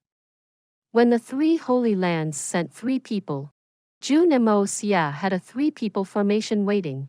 When it was 5 people, he had a mythical formation for 5 people prepared. And it was the same for 7 people. Although there were 3 more rounds, the 3 guardians had already lost all their confidence. The strength of Jun Moxie's team was too unusual. All the people sent onto the arena did not have the same strength as those from the Holy Lands, and were in fact inferior in terms of xian qi, cultivation, and state of mind. But with those 3 mysterious formations, they completely turned the tides and ultimately annihilated the enemy while returning back to the troops without sustaining any losses. It was not hard to predict following this trend. If Jun Moxie had formations for 3, 5, or 7 people, what surprise was there for him to come up with even more formations? Even if the Holy Lands sent out 10, or even 20 people, Jun Moxie would probably still have a formation to counter it, and it would only get stronger. There was no chance of victory for them. Especially when the last round was He Zhiqiu challenging Jun Moxie. From the looks of the battle between Hai Wuya and Mei Shuiyan, He Zhiqiu had no chance of winning. Then if they continued to fight like this, wouldn't the experts from the Holy Lands be throwing their lives away like a moth flying into flames? Even if they really went through with all 6 rounds of battle, there was a very likely chance that they would lose all 6. And all the members in the battles would perish. At the very end, they would still have to pay up the bet of the exquisite lotus. There was really no practical meaning to it. So Qiaoying instantly suggested to put an end to the battle. Without a doubt, her decision was right and wise. Cheng Yin Xiao and Chu Wuhui could also see this, just that they were embarrassed to raise it up, given their status. But it was understandable for Qiaoying to raise it, because Qiaoying was a woman. She had a natural advantage in this area. A man could not be trusted to keep his promise, but a woman could. This was the natural privilege of women. Even if that woman had a high status, or was a 1,000-year-old demoness, she was still ultimately a woman. There was no doubt about this fact. So she was allowed to have this privilege. Of course, the 2 old men's faces also secretly turned slightly red, but their faces turning red would still be much better than staining the ground red with the flesh and blood of lives. Right? End this battle? Concede defeat? Give me the exquisite lotus and we just stop here? Jun Moxie was stunned. Right now, his focus was not on this matter. His thoughts were currently wandering about, thinking about something else. Lawmen of the pugilistic world. When the 9 nether 14th young master unintentionally brought out these 5 words, Jun Moxie's heart skipped a beat. This was a completely new terminology. Who would have thought that the 9 nether 14th young master had this sort of awareness? Or maybe it was a case where the speaker had no particular intention of speaking, but the listener read their own meaning into it. When these 5 words entered Jun Moxie's ear, his heart was palpitating with eagerness. I never thought of wanting to be the sovereign ruler and do not wish to rule the world, but I want to be someone who sets the rules. Since it's setting rules, then there must be lawmen. Lawmen of the pugilistic world. This was a supernatural force that is simultaneously in and out of the pugilistic world. When the rules have been successfully set, then its status would be even more majestic than the current 3 holy lands. And there is only one current prerequisite: force the 3 holy lands into submission. Or completely destroy them. He was lost in his thoughts thinking over this matter. And Qiaoying happened to bring up the request to stop the battle at this point. His brain had barely caught up with the situation. He looked at Qiaoying and went, "Ah. Ah." In the eyes of outsiders, This was a lecher looking lustfully at Xiao Ying, mesmerized in a dazed state. As to whatever requests the other party had, he anxiously agreed to please his beauty. Everyone else couldn't stand watching it. Even Mei Shui Yan couldn't help but feel the urge to viciously ring his ear a couple of times. What sort of man is this? Going at the sight of a beauty. How embarrassing. Great. Since young Master Jun has no objections, then this battle shall end here. Right now. Xiao Ying said in a tone of disbelief. But her sentence immediately triggered resistance from three parties. Hold on. What do you mean that I have no objections? Have I expressed my opinion yet? Jun Moxie felt depressed. Even if you are a woman and have the rights to twist words and be unreasonable, but you can't make the conclusion for me like this. You may be a woman, but you aren't my woman, right? A battle of life and death that does not cease until one party is dead. We are only halfway through it. How can it just end? Who knows? Maybe the Holy Lands will continue to win the next 3 rounds and turn things around completely. The 14th young master was clearly unsatisfied. He was just feeling extremely pleased looking at the blood of people from the 3 Holy Lands spilling everywhere. This was a rare big show that was hard to come by. How could it just be cancelled like this? So naturally, he wouldn't be willing to give in like this, spewing out words that even he wouldn't believe himself. That's right. We have not lost yet. The showdown is only halfway through.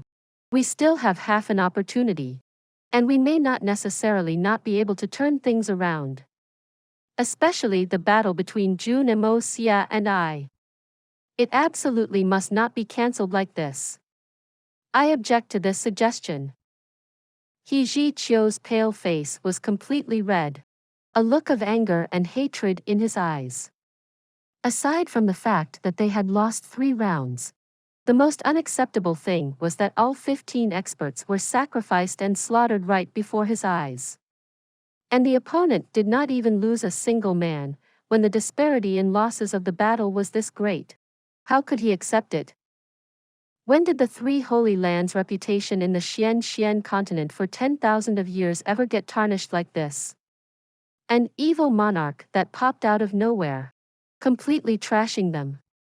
If they were to go along with Xiao Ying's request to cease the battle, then wasn't it as if they were frightened of being beaten up? How could all these experts of the Holy Lands who had always been prideful and arrogant accept it? And one more important matter.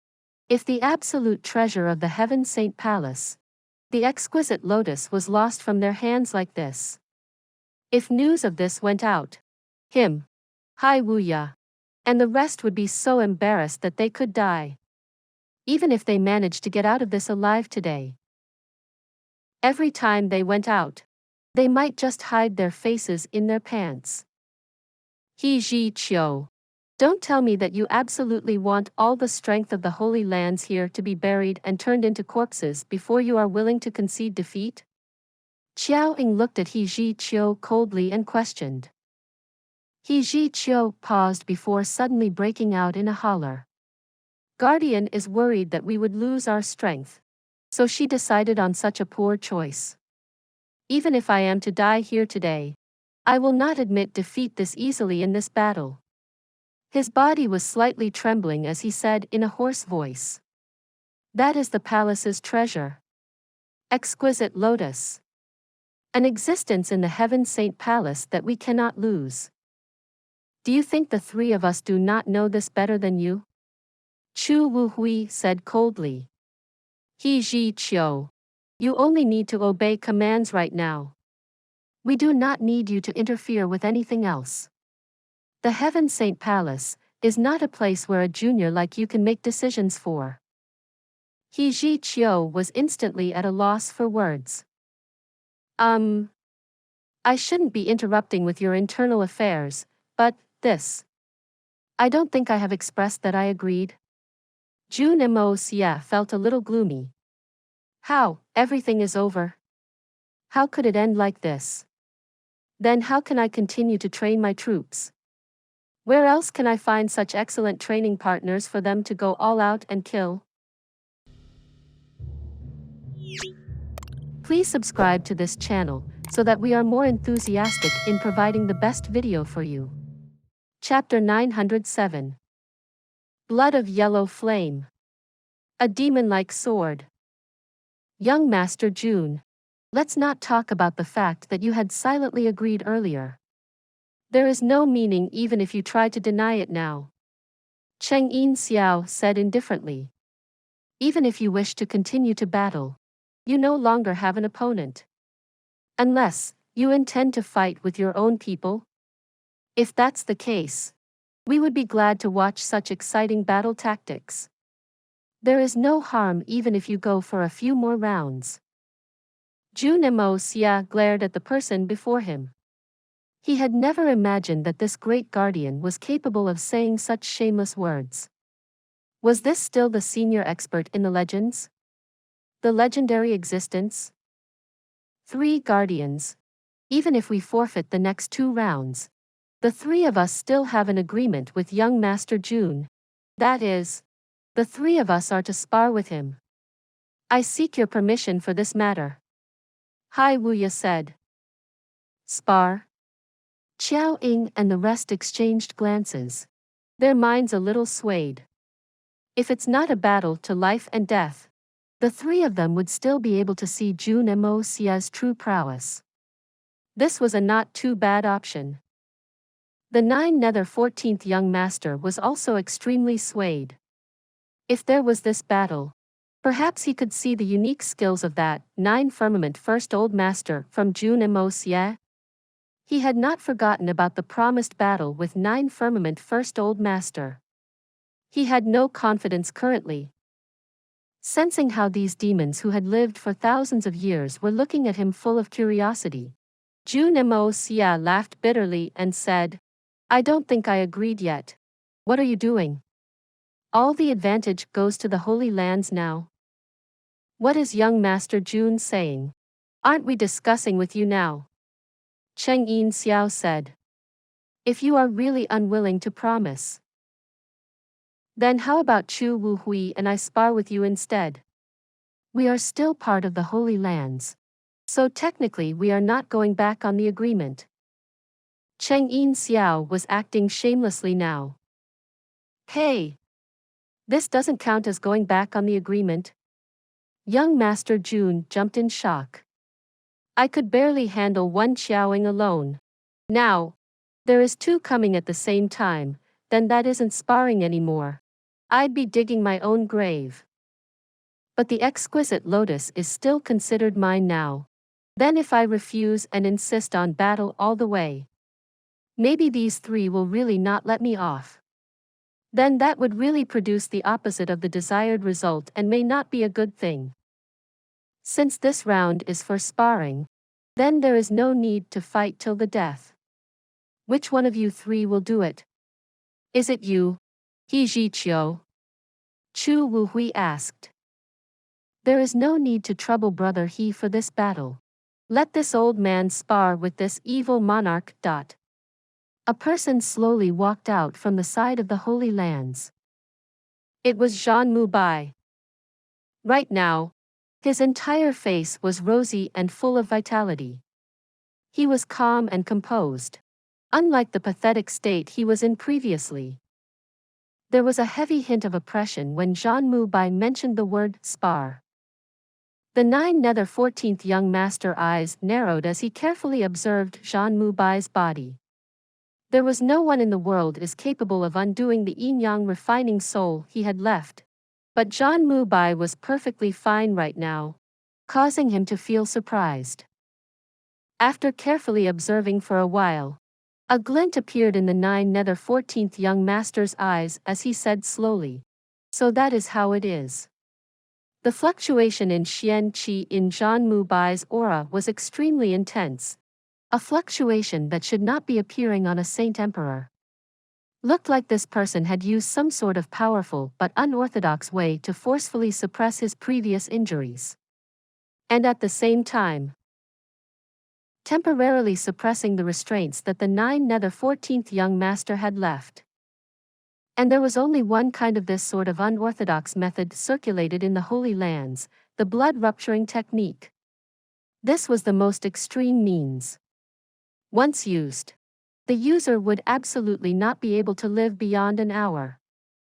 But during this period of time, no matter how heavy the injury, the user's powers could be instantly recovered, and even temporarily strengthened by a fold. The most important thing was, this sort of method could not be activated by the person alone. There had to be someone else helping to circulate in coordination. Looks like right now, Jun Moxie is sure of his death. Could it be that he is planning to drag that Jun brat along? The 14th young master's eyes gleamed. Might as well. This young master happens to be very keen to spar with Saint Emperor Jun. Jun Moxie answered, a cold smirk on his lips. He had also enunciated heavily on the word spar. Jun Moxie's sneak attack in the Tianfa forest back then had almost sent Jun Moxie into eternal damnation. The more important thing was that even now, Snake King Greenhunter's life and death was still unpredictable. This hatred that was ingrained deeply, Jun Moxie had kept it on his mind at all times. Right now, seeing that he had jumped out on his own, he agreed instantly without hesitation. The two people facing each other were smiling and staring at each other. An invisible desire to kill was silently brewing, breeding and diffusing into the air. Xiao Ying and Chu Wuhui both shook their head and sighed at this sight. These two people were talking about sparring, but any wise person could tell that yet another battle of life and death was about to commence. Everyone was aware of the fact that Jun Moxie had once sneak attacked Jun Moxie in spite of his status. So it was understandable for Jun Moxie to harbor deep hatred for Jun Moxie. But why did Jun Moxie hate Jun Moxie? It couldn't be that you sneak attacked him and got a great advantage, but was still infuriated about it. The 14th young master looked at Chu Wuhui mockingly. This is the tradition of your holy lands. What a great righteous sect. A senior, sneaking an attack on a junior, doing something this despicable and shameless. Upon seeing that the person was lucky enough to survive, his hatred became greater. Truly an excellent tradition. If this young master is to practice this sort of capability for another 1,000 years, I'm still very likely to remain far inferior. I am also confused. Since Jun Moxie did not die, then it must be a death grudge. But where is Jun Moxie getting this intense hatred from? It's so difficult to comprehend. Chu Wuhui scratched his head and said in confusion. Seniors like you naturally will not be able to understand, since you had not gone below your status to sneak an attack on a junior. Saint Emperor Jun would naturally be reminded of his disgraceful past upon seeing this young master, who should have been dead. My sudden reappearance would also cause everyone to be reminded of the despicable deed he has done as a Saint Emperor. Jun Moxie calmly replied to his question. He must kill me, so that his heart can settle down once again and go back to being that Saint Emperor that was held in high regard by everyone. Even if it means death, he must also drag me along. How difficult is it to guess this? Chu Wuhui, Cheng Yin Xiao and Chu Wuhui exchanged looks. There were still such things in the world. If Jun Moxie was right, then Jun Moxie's character was really extremely vile and despicable. You can choose not to accept this battle, the 14th young master said. Indeed, I can naturally choose to refuse it. I also know that Jun Moxie only has an hour left to live. But I am not willing to let Jun Moxie die just like that. If Jun Moxie must die, then he must absolutely die in my hands. It's absolutely unacceptable if he dies in the hands of anyone else. Jun Moxie said sinisterly. Let's not even talk about him not dying yet. Even if he is already dead, I'd still drag him out from hell and kill him again. Because even if he doesn't have a grudge with me, I will also come after him to settle scores. One that he owes me, and one that he owes her. Jun Moxie took in a deep breath and word by word, he said, the battle today is inevitable. This is an account I have for myself. And an account, from me to her. In a flash, Jun Moxie's figure had already appeared in the center of the arena. The 14th young master, Qiao Ying, and the rest were all silent. Especially Qiao Ying. She was covered in goosebumps from hearing Jun Moxie's last sentence. Other people may not know, but she was extremely clear that ghosts and spirits exists. Thinking of Jun Moxie's line of even if he is already dead, I'd still drag him out from hell and kill him again. She couldn't help but feel all the hair on her body stand. This sort of terrifying grudge, a hatred that was entrenched deep into the bones, was really horrifying. The soughing sound of the wind blew across the arena. The two people had already started to attack without exchanging any words. Not even a sentence to start the battle. Because all that had no meaning to Jun Moxie and Zhan Mubai. Zhan Mubai was running out of time, and each and every second was extremely precious. And Jun Moxie didn't give a shut about all that useless talk and bullshit. They were all redundant. The two of them had the same goal, make the other person die. So Zhan Mubai used his ultimate trump card the moment he went on. Even before he struck, he had already used his spatial lock, world cage, and special flame yang xian skill at the same time. The moment the flame yang xian skill was used, the entire place began to suddenly turn unusually hot and suffocating. The few corpses on the arena were emitting smoke before bursting into flames. An indescribable foul burning scent permeated the air. The flames raged on. All the people watching had heavy looks on their faces. This battle could be said to be disadvantageous to Jun Moxie. Although Zhan Mubai had brought forward his death by using the blood-rupturing technique, but after he had forcefully advanced his strength, his powers were already at the level of a 4th-level Saint Emperor and were even showing signs of breaking through. Jun Moxie currently was a 3rd-level Saint Emperor at most. How was he going to fight against such a huge disparity in strength? Just when everyone was worrying for young Master Jun Moxie had already begun initiating his attacks. Right before the eyes of everyone, Jun Moxie suddenly rose up to the skies like a giant white eagle. In a flash, he was already above Zhan Mubai. A chilling sword light flashed. Suddenly, a glorious, proud, and aloof aura filled the entire place. Like an ancient emperor who had suddenly opened his eyes from slumber, emitting an air of a sovereign and supreme ruler. Divine sword. Blood of yellow flame. This time it was unsheathed. It would use the blood of a top Saint Emperor to nourish itself. Although this Saint Emperor was despicable, but his cultivation was real. The moment the divine sword was unsheathed, even when it was not completely taken out yet, the sword light radiated and filled the sky. The sky suddenly changed and turned crimson, suppressing the flame yang xian skill that Zhan Mubai had used. This was merely the exhibition of the strength of the divine sword alone.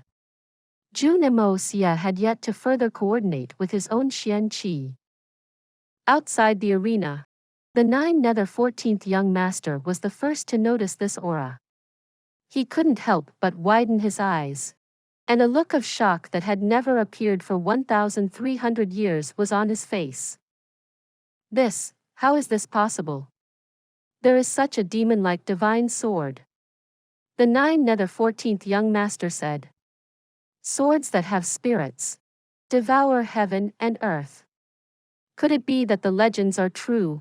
That there is really such a mysterious existence in the world? Chu Wuhui, Cheng Yin Xiao, and Chu Wuhui also had a look of extreme shock and disbelief. But at the same time, they also hoped that unbelievable thing was real. When Zhan Mubai finished his preparations, he had been in absolute advantage in terms of aura.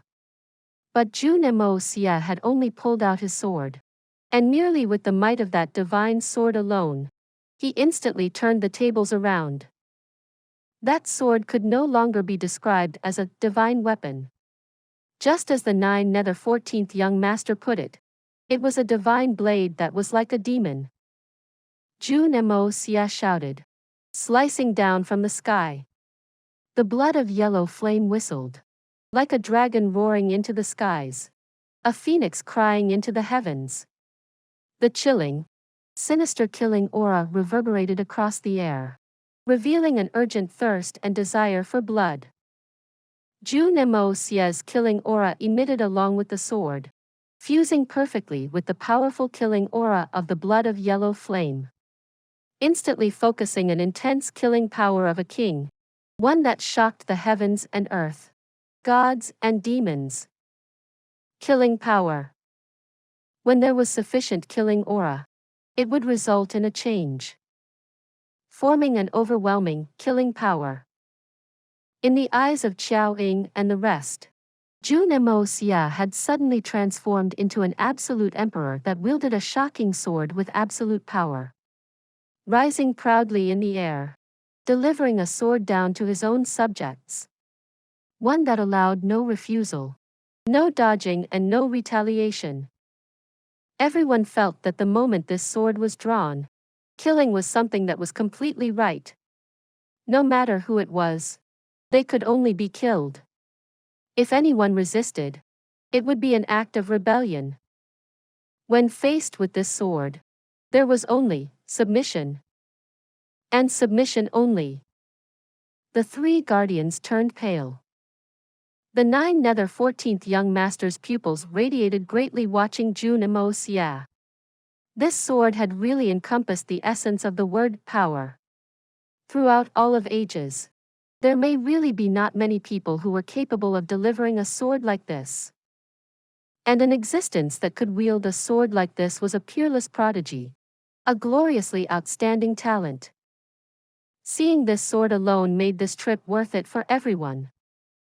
This blow was created by Jun Moxie accordingly and specially for the blood of yellow flame, supreme sword. Please subscribe to this channel, so that we are more enthusiastic in providing the best video for you. Chapter 908. Don't provoke me. The one who felt it the most was Zhan Mubai, who was personally in the battle. Zhan Mubai felt like the existence standing before him was the supreme ruler. Not only did it dictate his life, it ruled over his entire soul. It was a great disrespect even if there was the slightest intention to rebel.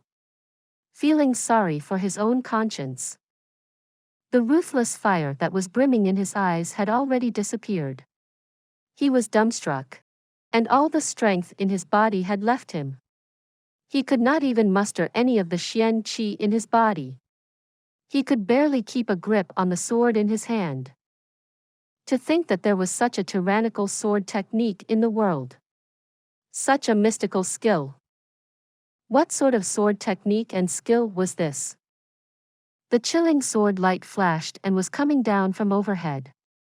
At a critical time like this, Zhan Mubai bit down harshly on his own tongue, spitting blood out. The throbbing pain in his heart began to hit him. He instantly regained all his senses and hastily brought his sword up to defend. Zhan Mubai wouldn't be alive for long, and Jun Moxie, who was aware of this, would naturally show no mercy, even dropping the intention of toying with this person. He absolutely would not allow Zhan Mubai to die from the backlash of this unorthodox skill. He must die, but he must die in Jun Moxie's hand. Only then would the scores be settled for good. Jun Moxie absolutely had to personally cut down that head of Jun Moxie that was still breathing with his own hands. Only then could his revenge be quenched, and he could return justice to Green Hunter. This battle could be said to be the most majestic battle since young Master Jun had debuted. Jun Moxie wanted to use his most berserk ways to thoroughly destroy Jun Moxie in the shortest possible time. And through this, establish the great mighty name of the evil monarch. The first face-on battle since the emergence of the evil monarch was against a Saint Emperor. With a crisp sound, both swords finally exchanged blows.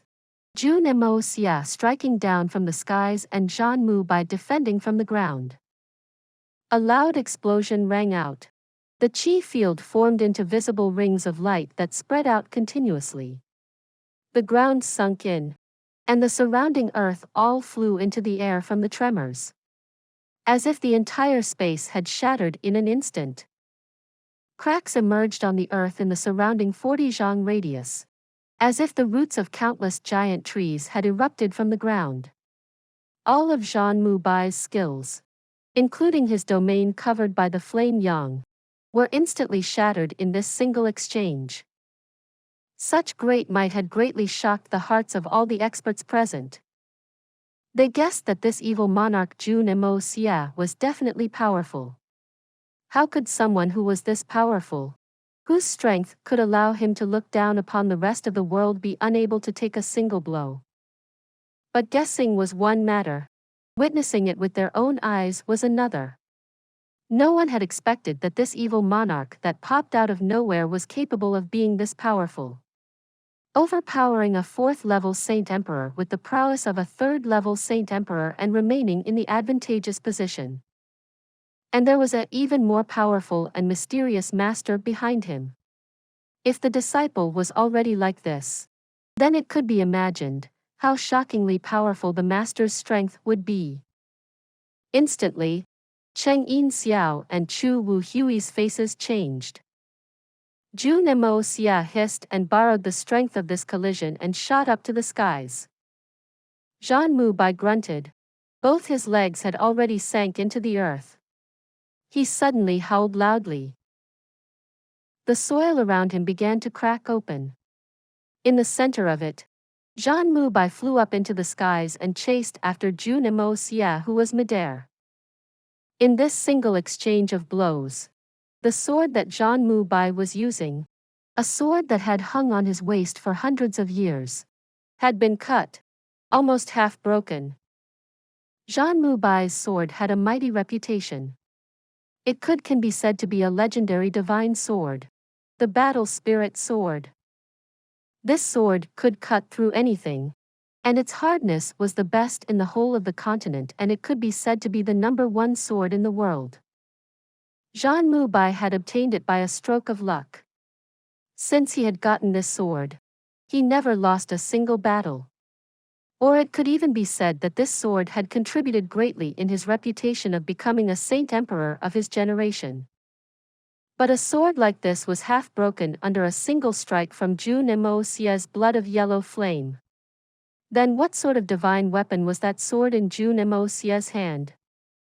But this was not the fault of this legendary battle spirit sword. There were really not many weapons in the world that were able to take the blood of yellow flame with Jun Moxie wielding it at full strength. The battle spirit sword was already not letting down its mighty reputation, successfully taking on that hit and only sustaining a nick. Right now, Jun Moxie had no time to feel heartache over this sword, and his whole mind and focus were on this great enemy, Jun Moxie. Although it was clearly him who had done Jun Moxie wrong and not the other way, in his heart, Jun Moxie must absolutely die. This extremely evil demonic spawn. Truly infuriating. Because of this demonic spawn, my clean reputation of hundreds of years is destroyed in a single day. If I do not kill you, I am not a human. The sword light from his sword was like a dragon, shooting straight up into the skies. But in the heavens above, An even more dazzling sword light was already descending. Jun Moxie flipped around on the air, holding his sword with both his hands, and he came heading downwards, yelling, "Jun Moxie! Come for your death!" Jun Moxie grinned evilly, with completely no intentions of dodging. His sword thrusted forward with no delay. At the same time, his left palm came pushing. The silent palm wind, carrying the air of immense destruction, was striking towards Jun Moxie. It was practically the same as the previous time, another sneak attack. A pity. There was still a difference from the last time. Jun Moxie was caught off guard the previous time and was also lacking in the power to fight back. Whereas right now, not only did young Master Jun have shocking prowess, he was alert on all of Jun Moxie's actions. He laughed loudly and twirled his sword with a flash. All the palm wind from Jun Moxie was instantly shattered by blood of yellow flame.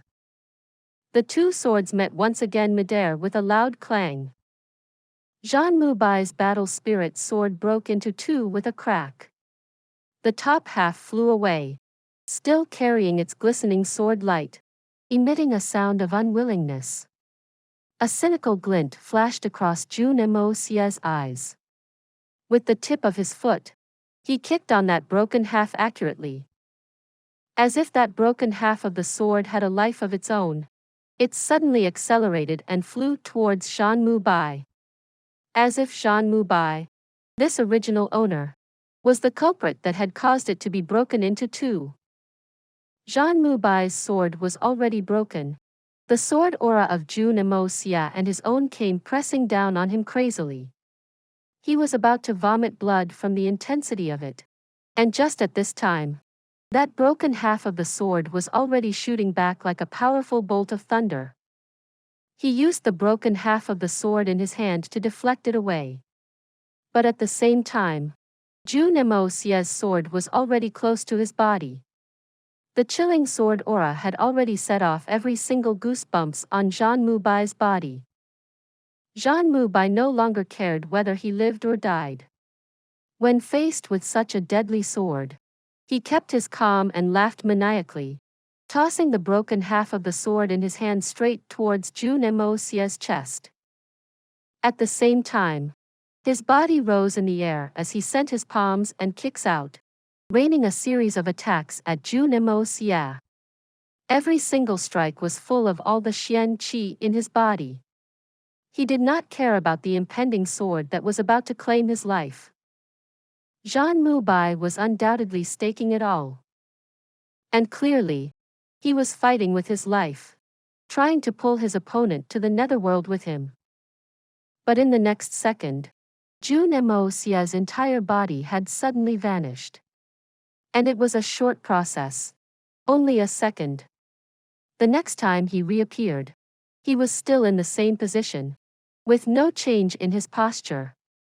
But in that second where he had vanished, that broken sword had already flew past the position he was at and was flying at the empty skies. It was another unexplainable situation. Like that sword had not been hindered by Jun Moxie's body, flying freely in the air. Cheng Yin Xiao and Chu Wuhui both turned to look at Xiao Ying. After all, she was the expert in this area. Stealth techniques. Xiao Ying shook her head and said, although he has stealth techniques, but most stealth techniques only make it difficult for the naked eye to discern, and the physical body still remains, so it definitely cannot be used to avoid attacks. But Jun Moxie's technique had clearly managed to dodge the attack. I also cannot figure it out. The look of shock on both their faces thickened. When they turned around again, they were met with the horrifying sight of the tip of a sword, stained with fresh blood, sticking out from Jun Moxie's back.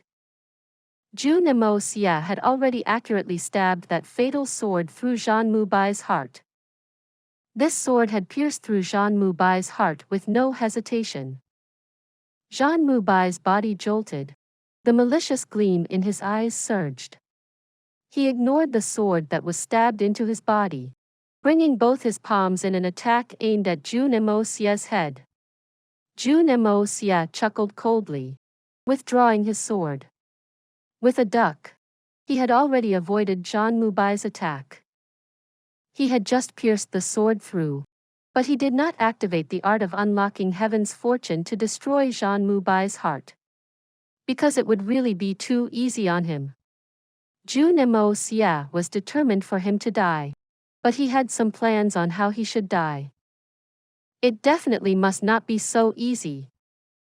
The sword vanished with a flash. Jun Moxie switched to using his palms. He yelled, "Jun Moxie! Get ready to pay your debt." Both his palms descended, down from the air. Jun Moxie would not wait for death. He still wanted to gamble for another chance. He forcefully mustered his xian qi and brought out his palms. When 4 palms met, Jun Moxie let out a pitiful cry, unknowingly spitting a fountain of blood. The wound he had sealed with his xian qi instantly split open, and blood spurted out from both openings.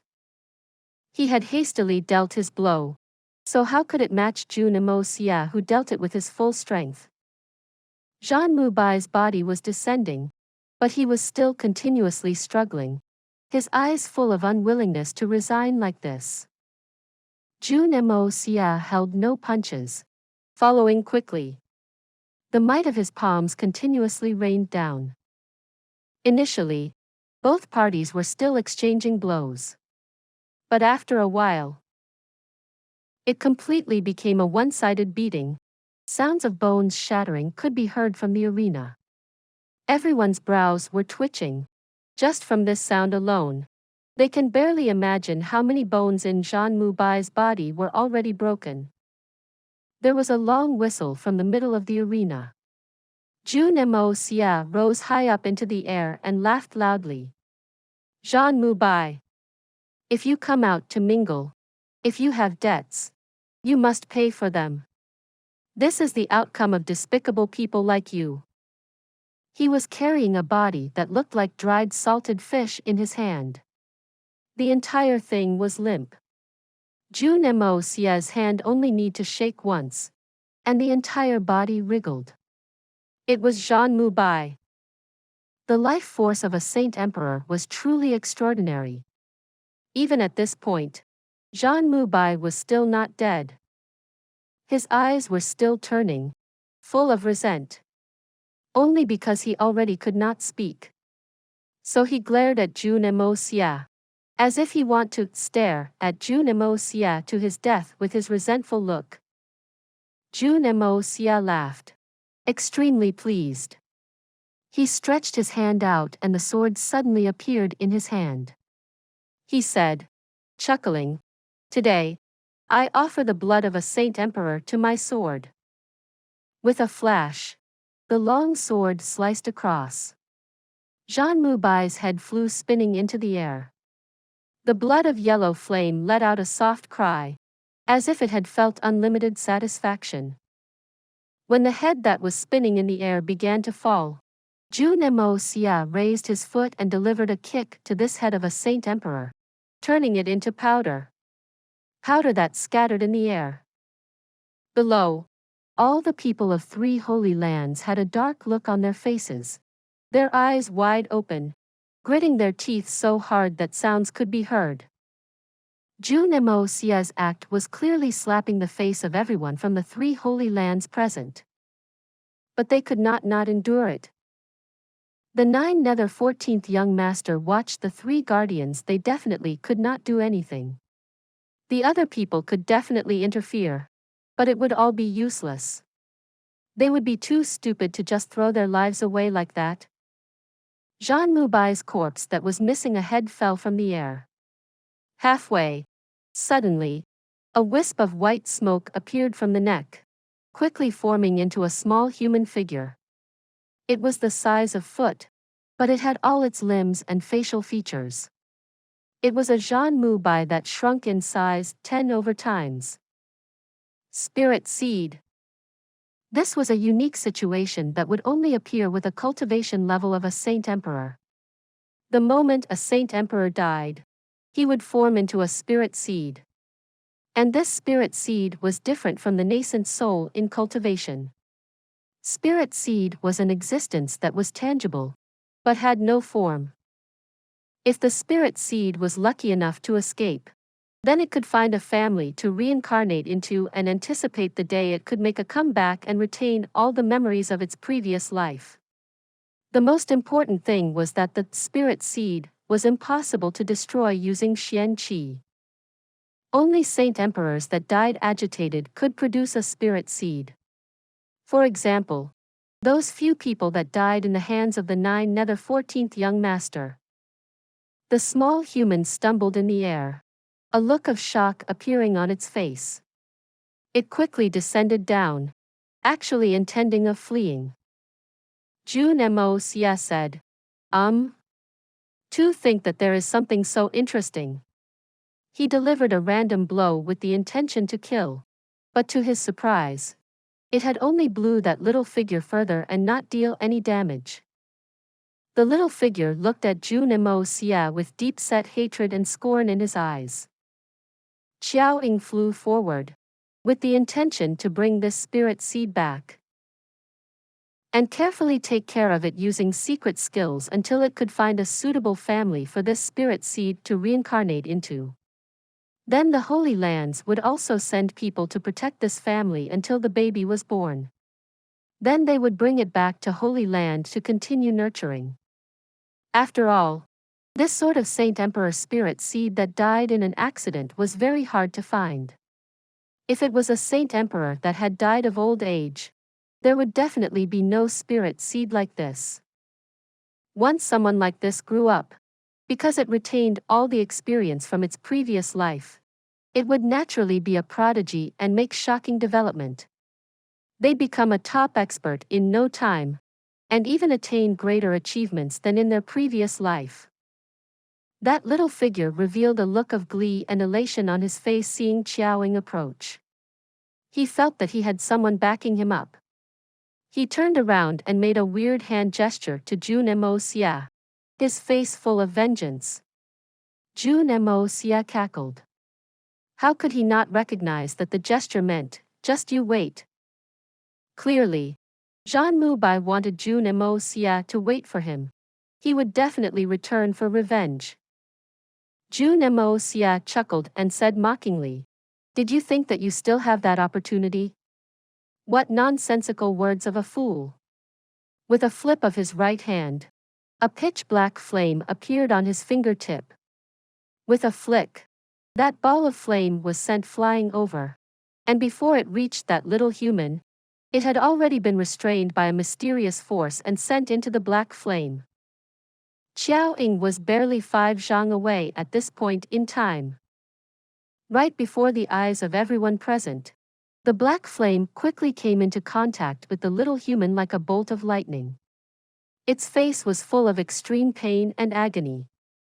That black flame had already begun to engulf both his legs, slowly, gracefully, burning as it silently descended. Everyone present, including the 14th young master, took a step back, a look of horror on their faces. The feeling of danger from that little ball of black flame even sent the 14th young master's hair standing. What sort of flame was this? To be able to cause damage to an almost unbreakable spirit seed. This thing had gone beyond all their knowledge. Qiao Ying halted and yelled angrily. Jun Moxie. What do you mean by this? Zhan Mubai is already dead. Why do you not let him off? Insisting on destroying even his spirit seed? Jun Moxie replied indifferently. Is Saint Emperor Zhan really dead? I doubt so.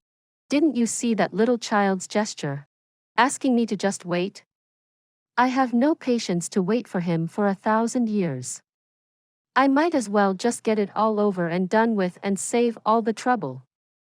Qiao Ying was so angry she couldn't find the words to speak. Her whole face was red. her heart thumping as she said through gritted teeth, Jun Moxie. Your methods are too vicious. To not even spare a spirit seed. You. What difference is there in killing a baby? You are heartless. Baby? Do you think that that is a regular baby? Did you not know if that the baby, that clearly remembers everything of today will grow up or hide somewhere, how many people from the Jun family would die in his hands? Jun Moxie laughed mockingly, intentionally emphasizing on the word baby.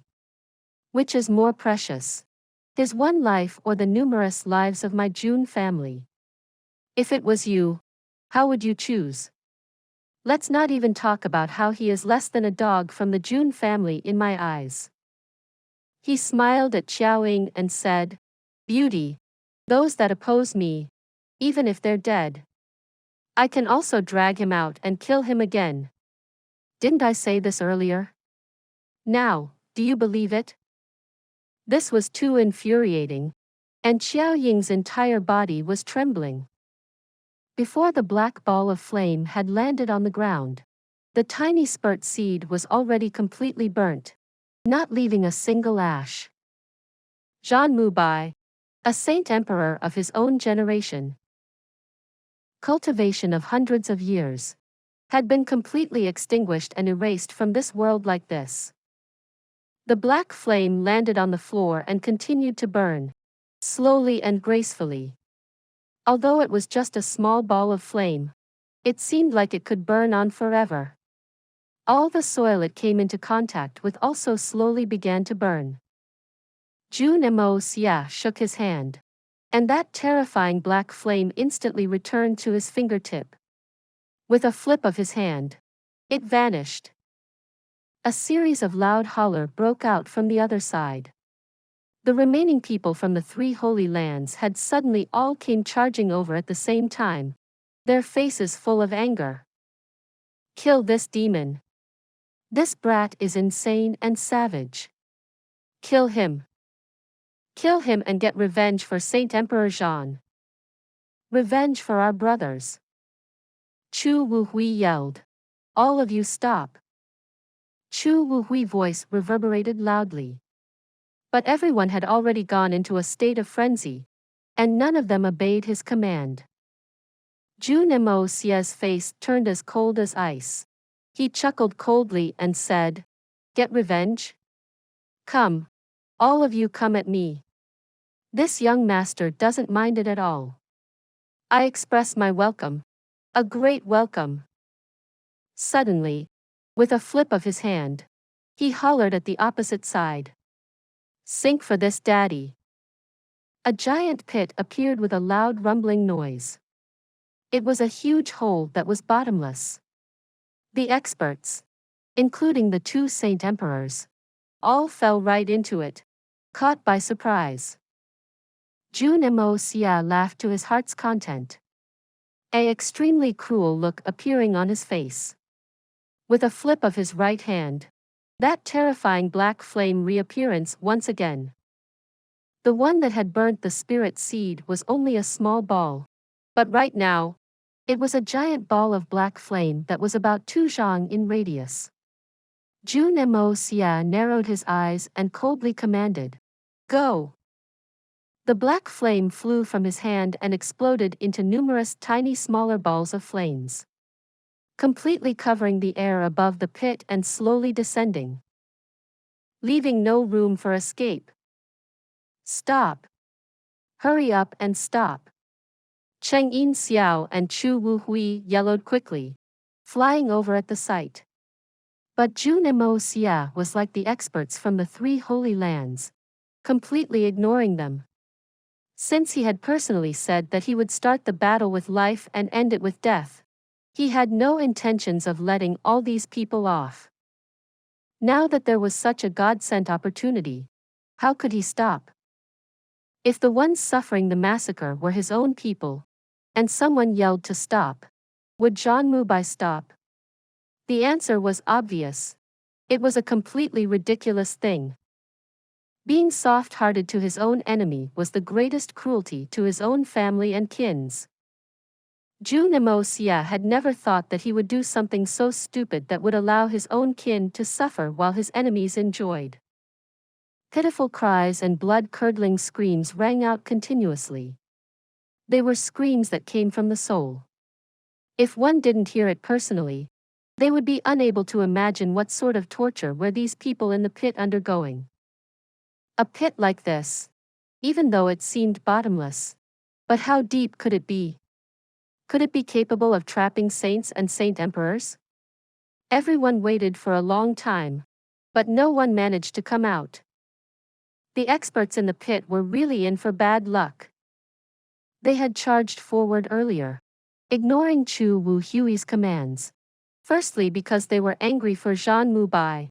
Secondly, because they had seen the might of this black flame. And there was a fear instilled in them. If they let Jun Moxie continue to remain alive, they would never be able to be at ease. To be capable of destroying a spirit seed, someone like this was really too terrifying. This was essentially destroying the future they had after their death. Someone like this must not be kept. So they all decided to attack, determined to eradicate this future worry. Right now, Jun Moxie had just finished a battle. He should have used up half of his strength. And he was close to the Three Holy Lands camp, while far from his own. Everyone was a saint, and there were saint emperors. This sort of force would definitely be able to take Jun Moxie down in an instant if everyone struck at the same time. So they all charged forward together.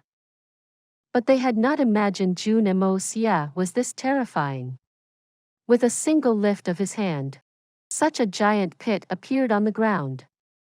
And the black flame that he wielded was not only that tiny bit, he was able to bring out so much of it. Since the black flames covered the sky, all the experts were pushing their palms in hopes of extinguishing these flames, or even sending them away from themselves. But they had never imagined that, no matter how much strength they used, it was all futile against these black flames. They could only watch it slowly and gracefully descend. As it descended, the gap between them became smaller, leaving no room for anyone to slip through. Finally, one saint would not longer endure it, stripping his long robes and using it as a barrier as he rushed upwards.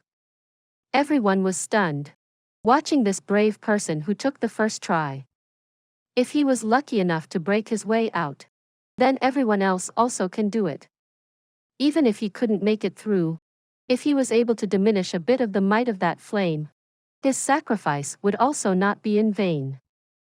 But their hopes were quickly burst like bubbles. This saint had just came into contact with that black flame, and his robes was instantly burnt through by the flames and slowly landed on his body. Then this saint who had endured all sorts of cruel torture without piping a single noise instantly cried out in agony, falling to the ground. He rolled around on the floor, screaming in pain, his whole body convulsing. But no matter how much he turned, that black flame engulfing his body continued to burn. Following his rolling around, the black flame on his body began to unintentionally spread unto others.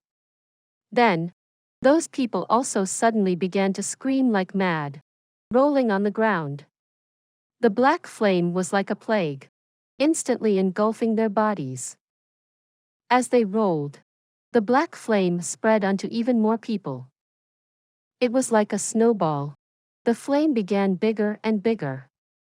In the air, there was still countless of black flames that were descending gracefully like black-colored snowflakes. He Zhiqiu and Hai Wuya, who were lucky enough not to be touched by the flames, exchanged looks, fear in their eyes. Suddenly He Zhiqiu yelled, "Tunnel! Make a tunnel to the other side." Hai Wuya instantly got back to his senses, and both Saint Emperors joined forces and blew a long tunnel. They quickly ducked and rushed into the hole. Behind them, two more fourth-level saints followed, and the others were all covered by the black flames. They were screaming and wailing in anguish. A saint who was on fire suddenly found this hole, but half of his face was gone from the burning. Yet he still tried to enter this tunnel. He Chiu sent him flying out with no mercy. The ground rumbled and the soil flew everywhere. He Chiu, Hai Wuya, and the other two saints leaped out of it, a lifeless look in their eyes. The 9 Nether 14th young master and the rest had already gathered to watch from the side of the pit and had clearly witnessed how the saint was sent flying by He Chiu. Right now, they were looking at these 4 people in disdain. No matter what the reason was, attacking your own comrade at a time of crisis was forever disdainful. Everyone shuddered at the sight of the situation in the pit. All the experts had only half of their bodies left, but they were all writhing and screaming about, and slowly burning. Xiao Ying's face was pale. She suddenly stomped her feet twice. All the soil poured into the pit. She couldn't bear to watch all these happening, so she thought of just burying these people to end their sufferings, letting them die quickly. But something more insane happened. The layers of rocks and soil had instantly filled up the pit, but within an instant, they slowly sank and disappeared. Countless black flames began to re-emerge in the pit, gracefully burning. This flame had instantly burnt all of the soil cleanly. There was no more screaming inside. Only chunks of bodies were left. The burning was almost done. The 4 people turned around and looked at Jun Moxie in shock, fear, and disbelief. Jun Moxie stood calmly with a smile. His white robes swaying in the wind like a handsome young master. But right now, all the 4 experts were looking at him as if they were looking at a demon. Even the number 1 lunatic under the heavens, the 9 Nether 14th young master too. Is this brat a human, or a demon? Jun Moxie laughed, suddenly stretching his hands out to point at the 4 survivors of the Holy Lands. 3 Holy Lands. Better not provoke me. There is a limit to my patience. You guys cannot afford the consequences. He chuckled and shook his head and sighed. I didn't intend ill to these people, but I'm someone who is afraid of trouble. If I stop killing them, do you think I'm soft-hearted? Will there be such things in the future? For the sake of avoiding troubles, I can only prove it to you. Please. Please. Don't ever think that Jun Moxie is easy to bully. In fact, it is as easy as killing chickens and dogs for me. Stillness filled the air. Right now, no one had any doubt about what Jun Moxie had just said. Especially the 4 who had just emerged from the pit. Only fear. A hell-like scenario. They did not wish to go through it again even if they were dead. This was simply too terrifying. Their guts were broken. Their hearts were cold. Even the 3 guardians had a meaningful look as they looked at Jun Moxie. Good. A good Jun Moxie. As expected, you are arrogant enough. The 9 Nether 14th young master slowly clapped as he looked at Jun Moxie. But he said sternly, I have to say, you may be young, but you are powerful enough to be our opponents. This mystical flame of yours, even this young master may not be able to survive it if I was caught off guard. The 9 Nether 14th young master was holding onto a sword with a black flame dancing on the tip of it. And the sword was slowly being engulfed in flames. It did not melt, but all the places the flames touched disappeared from existence. Please subscribe to this channel so that we are more enthusiastic in providing the best video for you. Chapter 909. Explanation. What explanation? The 9 Nether 14th young master turned his hand and stabbed the sword into the ground. The black flame entered the ground and instantly burnt through it, spreading outward slowly. It really can burn anything. The nether 14th young master breathed out a long line of air and said. This young master is truly shocked. Jun Moxie chuckled lightly in response and said in a humble manner. This is just a small trick. Everyone, I've incurred your ridicule. Everyone's lips twitched uncontrollably in response. If such a terrifying skill is considered a small trick, wouldn't your large tricks burn the entire world? That thought was not wrong. If Jun Moxie had enough spirit energy to sustain the technique, even setting the entire world aflame would not be an impossible or strange matter. Young Master Jun's self-proclaimed title of evil monarch truly lives up to the word evil. This action of yours is indeed ruthless and toxic. However, Cheng Yin Zhao's eyes narrowed darkly as he looked at Jun Moxie. Today, you killed a person of our holy lands in such a brazen matter. For this, you must give an explanation to the three of us. Explanation? What explanation? What explanation do you want me to give you? Jun Moxie smiled in a strange manner. The four of you came here and made yourselves referees and judges, but did this young master ask you to do that? Considering your statuses as renowned seniors, this young master chose to close an eye and allowed it since you all wanted to play judge. Only, as judges, there should at least be an attitude of fairness, right? Tell me, was there any mistake in my understanding? That is a matter of course. Judges naturally needs to be fair. Fairness and righteousness are the things we prioritize as judges. The nether 14th young master said in a gentlemanly manner, though his eerie voice could hardly be linked with such words. Since Senior 14th has said that, this young master will be direct with my words. Just now, Senior Cheng asked me for an explanation. I'm not sure what kind of explanation I should give. In any case, I'll like to ask Senior Cheng, or perhaps, all the seniors of the Heaven Saint Palace as well. Jun Moxie had a look of rage on his face as he continued. Not long ago, an incident of the crowd surging up to attack me happened right in front of the four judges. And it was even after the judges announced the result of the battle. This is truly unbelievable. Do the words of the judges have any use at all? If it was the 14th young master who announced the results, it's one matter. But I distinctly remembered that it was Senior Chu who announced the results. Right? In that case, I'll like to ask, what use do the few of you have as judges?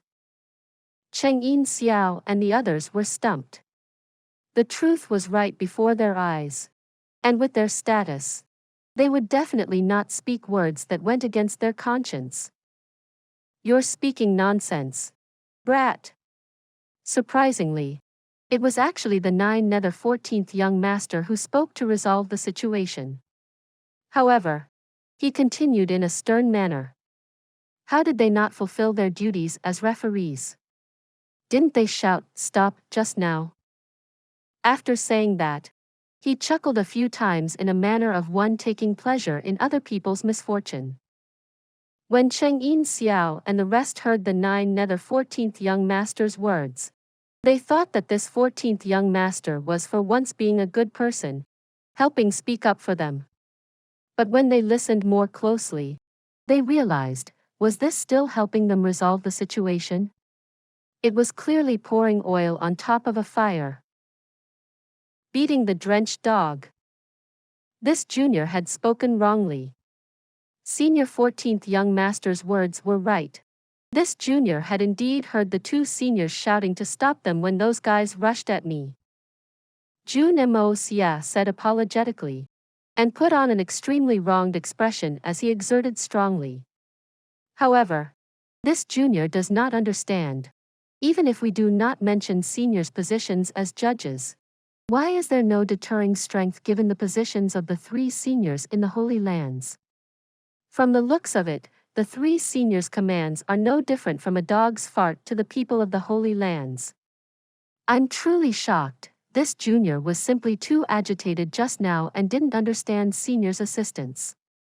I hope you can understand. The three experts' faces instantly turned red. The three of them and the 14th young master had joined hands as judges, but it had still resulted in such a conclusion. One side had directly attacked a single person. No matter how one put it, such a matter was not justifiable. Especially since the three of them were extremely respected individuals of the three holy lands. Yet, the people under them completely disregarded their words. It was a fierce slap on their faces. This slap by Jun Moxie had caused all their ears to turn red, but they could only endure it silently. In that moment, the three of them stared fiercely at Hai Wuya and He Ji Qiu, and their gazes were not kind. The nether 14th young master also snorted coldly. Those words are not nonsense this time. Speaking of explanations, this young master also wants an explanation. This young master was also one of the judges. And just like that June brat had said, this incident happened right under this young master's nose. As for whether those juniors treat the three of your words as farts, this young master is not interested in knowing. But this is equivalent to not placing this young master in their eyes as well. To me, this matter has severely affected my reputation. This matter cannot be settled so easily. Even if that June brat does not want to pursue the matter, this young master wants to pursue it. The three's faces instantly turned ugly. They had only been thinking about dealing with Jun Moxie just now, and they'd completely forgotten about this fellow. What should they do now? This lunatic was not someone who behaved in a logical manner. Furthermore, they were not on the side of reason this time. This was going to be trouble. Jun Moxie nodded, his voice following close behind.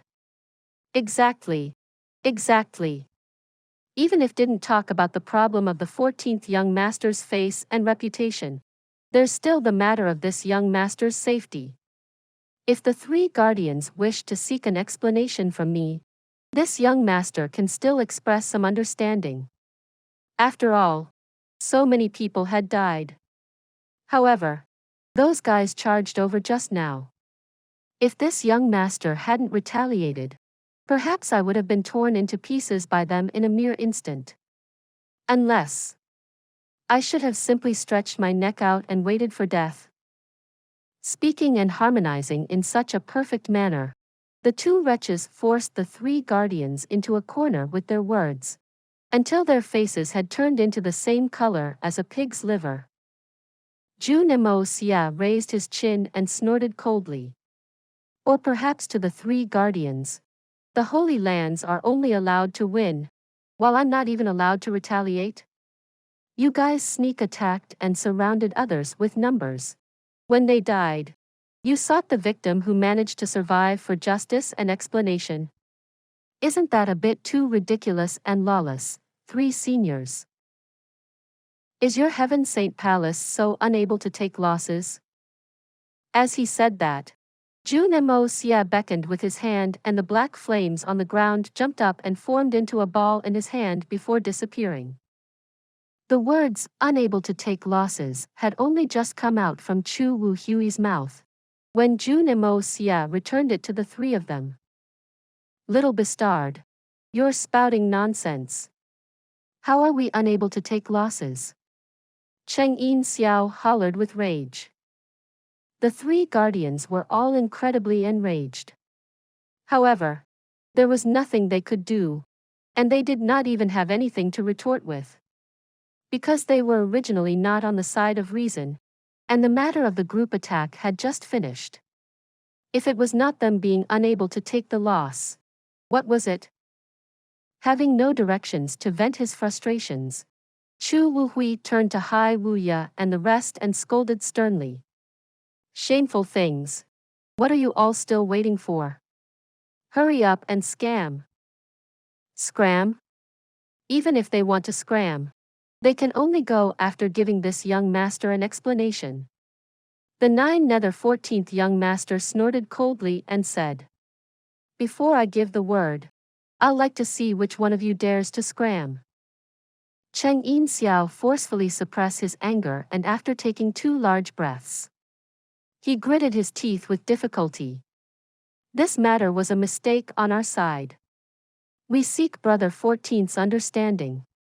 A great man has great magnanimity. Regarding this matter, please don't make things difficult for these juniors. Such a large group of experts had all been slaughtered cleanly by the other side. And instead of getting an explanation from them, they had even been forced to bow their heads and apologize. The indignation and humiliation in Cheng Yin Zhao's heart was easy to imagine. If it was really Jun Moxie who was in the wrong, then even if Cheng Yin Xiao and the rest had to fight with their life, they would still go against the 14th young master, and would even more so not let Jun Moxie off. However, this entire matter had indeed been caused by the Holy Lands. That attack had also been a bit too shameless. A large group of experts attacking a junior who was not even 20 years old. This matter was simply too embarrassing to speak about. Who would have thought that after disgracing the 4 of them, they still lost such a large number of people? In the end, they even presented all the initiative into the enemy's hands. What kind of matter is this?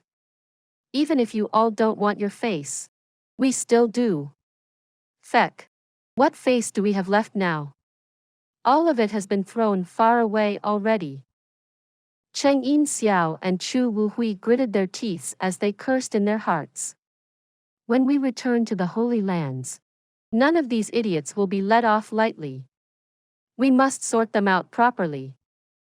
Oh. Since Brother Chen admitted the fault personally, this young master has always been a gracious person, so this time, we'll forget about it. The 14th young master said magnanimously. You all can scram now. On the other side, Hai Wuya and He Ji Qiu's eyes were nearly spouting fire. But under the stern gazes of Chu Wuhui and the rest, they didn't say anything and turned to leave. In a short time, they completely disappeared from sight. Only Qiao Ying, who hadn't participated in the quarrels, was staring at the empty grounds quietly. Those were 30 top-tier experts. The people whom they'd paid such huge prices and sacrificed so much face to save. In the blink of an eye, all had been buried here. These people were all the main forces for the war for seizing the heavens. To lose so many in an instant, the impact it would have on the war for seizing the heavens would definitely not be light, to the point where it could affect the entire situation. If there were no reinforcements, with the current strength of the Holy Lands, this war for seizing the heavens was lost without a doubt. This matter ends here. Chu Wuhui declared in a stern tone. Jun Moxie, for the exquisite lotus that you won, are you going with us to claim it? Or will you wait for someone to send it to Tianfa Forest for you? Jun Moxie furrowed his brows lightly. The 2 options that Chu Wuhui had given this time were both not good choices. Please subscribe to this channel so that we are more enthusiastic in providing the best video for you. Chapter 910. Jun Moxie's arrangements. Wait for them to deliver it to Tianfa Forest? The variables in that were simply too much. They could simply quote a random reason and pilfer the exquisite lotus away. Right now, Jun Moxie did not have a single shred of confidence in the honor of the Holy Lands, so how could he wait for them to deliver it? Even if they did not pull any tricks, they could simply schedule the date of delivery to another 3 or 5 years later. Wouldn't that cause him to die of anxiousness? As for him going up to the Heaven Saint Palace to retrieve it himself, that was an exceedingly difficult choice as well. It sounded nice. You won the battle. so you can naturally come to claim the prize. But once he reached the Heaven Saint Palace, what would he do if those bunch of sneaky fellows turned around and refused to acknowledge him? Who knew how many undying old monsters were waiting in that mysterious place? What kind of mysterious methods would they have? Things like falling out and turning their backs on promises was something that the three Holy Lands had done countless times. Jun Moxie did not believe a single word of those people's promises at all. Although Jun Moxie was arrogant, he was not conceited to the point where he felt that he could contend against the entire Heaven Saint Palace. It was the same for the current him, who'd advanced greatly in strength as well. Since you've won, could it be that you're not allowed to collect your price? The 14th young master said coldly. Jun brat, there's no need to be so conflicted. This young master was a judge of this match, and I'll naturally also accompany you to the Heaven Saint Palace to collect that exquisite lotus, completing the rules of the competition. This young master would like to see if they dare to not give it to you. He'd been looking coldly from the side all along, and although Chu Wu Hui's words were fair, there seemed to be another meaning hidden within, causing him to feel incredibly frustrated. Moreover, Jun Moxie was the successor of his benefactor. Thus, he stood out and interfered. With the current situation, it was not exactly unreasonable for him to interfere anyway. Jun Moxie was somewhat touched as he turned his head. This junior thanks senior 14th young master for your kind gesture. However, with your status, it might be somewhat awkward if you went to the Heaven Saint Palace. The 14th young master had been the greatest enemy of the Heaven Saint Palace all along. If he went there now, wouldn't it be extremely awkward? The Heaven Saint Palace would most likely mobilize all their strength to make him stay there forever. Jun Moxie was never one to owe anyone a favor, so how would he be willing to let 14th young master take such great risks for his sake? Forget it then. You make the decision. It's indeed somewhat inconvenient for this young master to go there. The 14th young master understood his meaning and did not force the issue, only, in my experience, with the reputation of the Heaven Saint Palace, they would not necessarily renegade on a bet with a brat like you. Jun Moxie nodded his head with a light chuckle as he turned to Chu Wu Hui. Since senior 14th young master has put it that way, I will follow you to Heaven Saint Palace. Chu Wu Hui's brows shot up as he raised a thumb. Good. Great courage. That's what a man should be like. Jun Moxie scoffed lowly in his heart as he thought to himself. It's just that I have the absolute confidence in retreating without harm, not that I have such big balls to use my life to bet on you honoring your promise. After that, he returned to the Heaven Destroyer and Spirit Devourer side and looked at Mei Shuiyan. Shuiyan, I'm going to claim the exquisite lotus now and also do some other stuff while I'm there. You've been away from Tian Fa for quite some time already, and it's time you went back to take a look as well. I'll have to trouble you to bring everyone back with you first. All right. Then, you must be careful. Mei Shuiyan looked at him worriedly. Relax. Don't you know me? As long as I want to leave, is there anything that can hold me back? Jun Moxie said in a low voice as he winked sneakily. Remembering that mysterious pagoda of his, Mei Shuiyan relaxed and nodded with a light smile. When you return this time, you must seize the chance to upgrade everyone's strength quickly. Just use the 2 pieces of spirit vein fragments I gave you, and according to the method I taught you, just lightly scrape a layer of powder off the top, and mix it with water to drink. Although it's not comparable to the golden jade fluid, it's still the essence of the spirit stone immortal milk. Remember, you must not consume too much, or the dangers will be huge. Jun Moxie instructed carefully. Got it. I'll take notice of it. Also, once you return, quickly bring grandfather and third uncle's strengths up as well. Remember, the two of them must be prioritized before everyone else. Apart from the two of us, their strengths need to be the strongest among the entire Jun family. As for the pills, just allocate them as you deem fit. I understand. Mei Shuayan nodded seriously. She could also understand Jun Moxie's intentions very well. Although Jun Zhangtian and Jun Wuyi's cultivation were considered formidable in the mundane world, but in Tianfa, they were considered relatively weak. On top of that, they were the most important characters in the Jun family. If they continued to lead the strong with their weak strength, even with Jun Moxie being a deterrent at the top, it would not be good in the long term.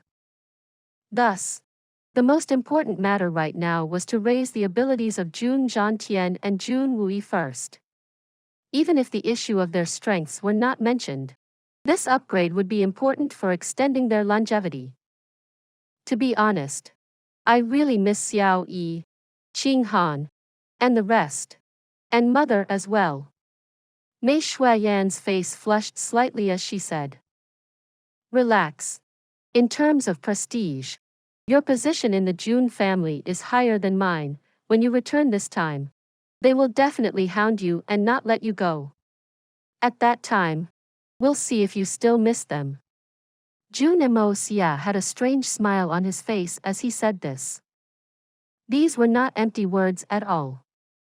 Ever since Mei Shuayan sacrificed herself to save them, the entirely Jun family was completely convinced of this future daughter-in-law. Mei Shuayan's popularity in the Jun family had definitely reached a terrifying level. With all the preparations completed, Jun Moxie was just about to turn when he saw Bailey Luo Yun coming over from slowly, his mouth opening and closing as if he didn't know what to say. Rarely seeing such a conflicted look on the face of this great assassin, Jun Moxie smiled and asked, Luo Yun, what's the matter? It's like this, young master. This time, I wish to stay a few more days in Chrysanthemum City to take care of some private matters. So I'd like to ask young master first. Bailey Luo Yun stammered. This kid saw his old lover, so he's anxious to find her. Leng Ao, who was standing on the side, laughed. In an instant, Bailey Luo Yun's ears turned red. Wow! Really? Jun Moxie cried out in shock as he ran up and hooked his arm around Bailey Luo Yun's neck as if they were good brothers. That's great news, ah. What's the situation? What's her name? What does she look like? Fat or skinny?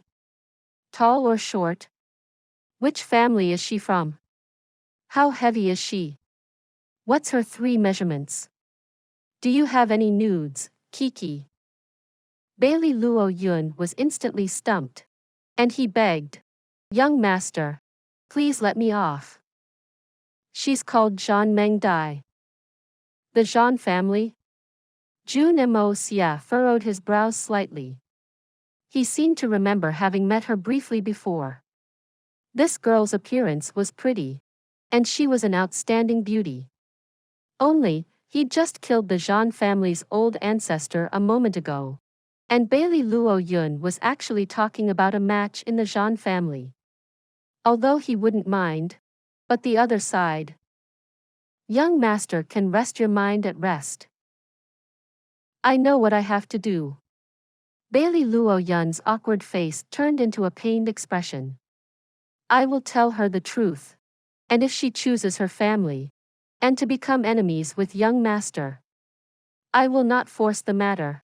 And we will both become strangers, but if she chooses me. A few beads of sweat rolled down Bailey Luo Yun's face as he mustered his courage and bowed lowly. If she ultimately chooses me, may young master give us your blessing. Don't worry. 100 years of effort lead to crossing by the same ferry. 1,000 years of efforts lead to sleep on the same pillow. If she's meant to be your wife, she will definitely be yours. Zhan Mubai might be the old ancestor of the Zhan family, but he's a person from several hundred years ago. Zhan Mengdai might not have that many feelings for him, right? Jun Moxie patted Bailey Luo Yun's shoulder and encouraged. Luo Yun, everything in life depends on the effort of the person. Where there's a will, there's a way. Go for it. The matter might not even be as serious as you think it is. A wife should be something to snatch to obtain. It doesn't matter if she's willing or not. Once the rice is cooked, where will she run with a big stomach? Kiki. If not for me being unable to defeat my wife and my heart being too soft to go hard on her, I would have already. All of a sudden, he felt a stinging sensation on his ears, and Mei Shuiyan's jade-like hand was tightly pinching onto his ears. Her face red and furious, she asked in a dangerous voice, "You would have what? What was that about unable to defeat and going hard?" Jun Moxie begged for mercy repeatedly and stammered. I meant. I would have. His eyes turned as he searched his brain urgently. I would have confessed my love to you long ago. Ah. You're so formidable. And I didn't dare to confess because I was afraid of getting beaten up by you. Are you very touched? Hee. Kakik. He laughed strangely as he coughed. The entire camp was filled with laughter, and as he laughed, Bailey Luo Yun instantly felt much better in his heart. Luo Yun, go on them. The rest of us support you. Don't be overcautious and indecisive. You should go and grasp your own happiness. Mei Shuiyan advised in a gentle voice. Many thanks, my lady, Bailey Luo Yun said with gratefulness. This single, my lady, caused Mei Shuiyan's face to redden, and Jun Moxie's heart also whooped with joy.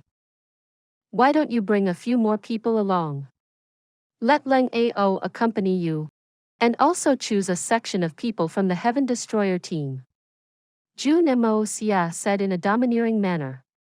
Whoever dares to snatch your wife, just beat them up. Everyone felt sweat pouring from their brows when they heard this. This young master was simply a classic hooligan. The title of the #1 debauchee in the legends actually had some truth to it. After settling the matter, everyone discussed for a bit more before everything was settled. Jun Moxie looked at Mei Shuiyan bringing everyone and leaving rapidly like a patch of dark cloud. On the other side, Bailey Luo Yun brought a few men with him and went in the opposite direction into the city. The intense and bloody battlefield from a moment ago was now completely silent. Jun Moxie turned around and saw the 14th young master with his hands on hips, standing sternly like a manager supervising his employees. Xiao Ying and Cheng Yin Xiao both stood at the side, watching the show. As for Chu Wu Hui, he was crawling along on the ground with his B*TT high in the sky, and his face was extremely aggrieved as he dug at the ground with his sword as if he was looking for something. What's going on? Jun Moxie looked at the 20-30 earthworms squirming on the ground and asked with confusion.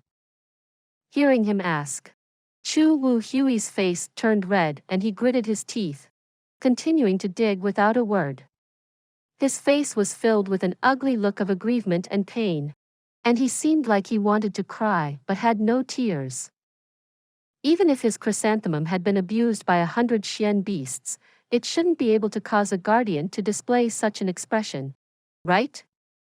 Jun Moxie felt quite shocked in his heart.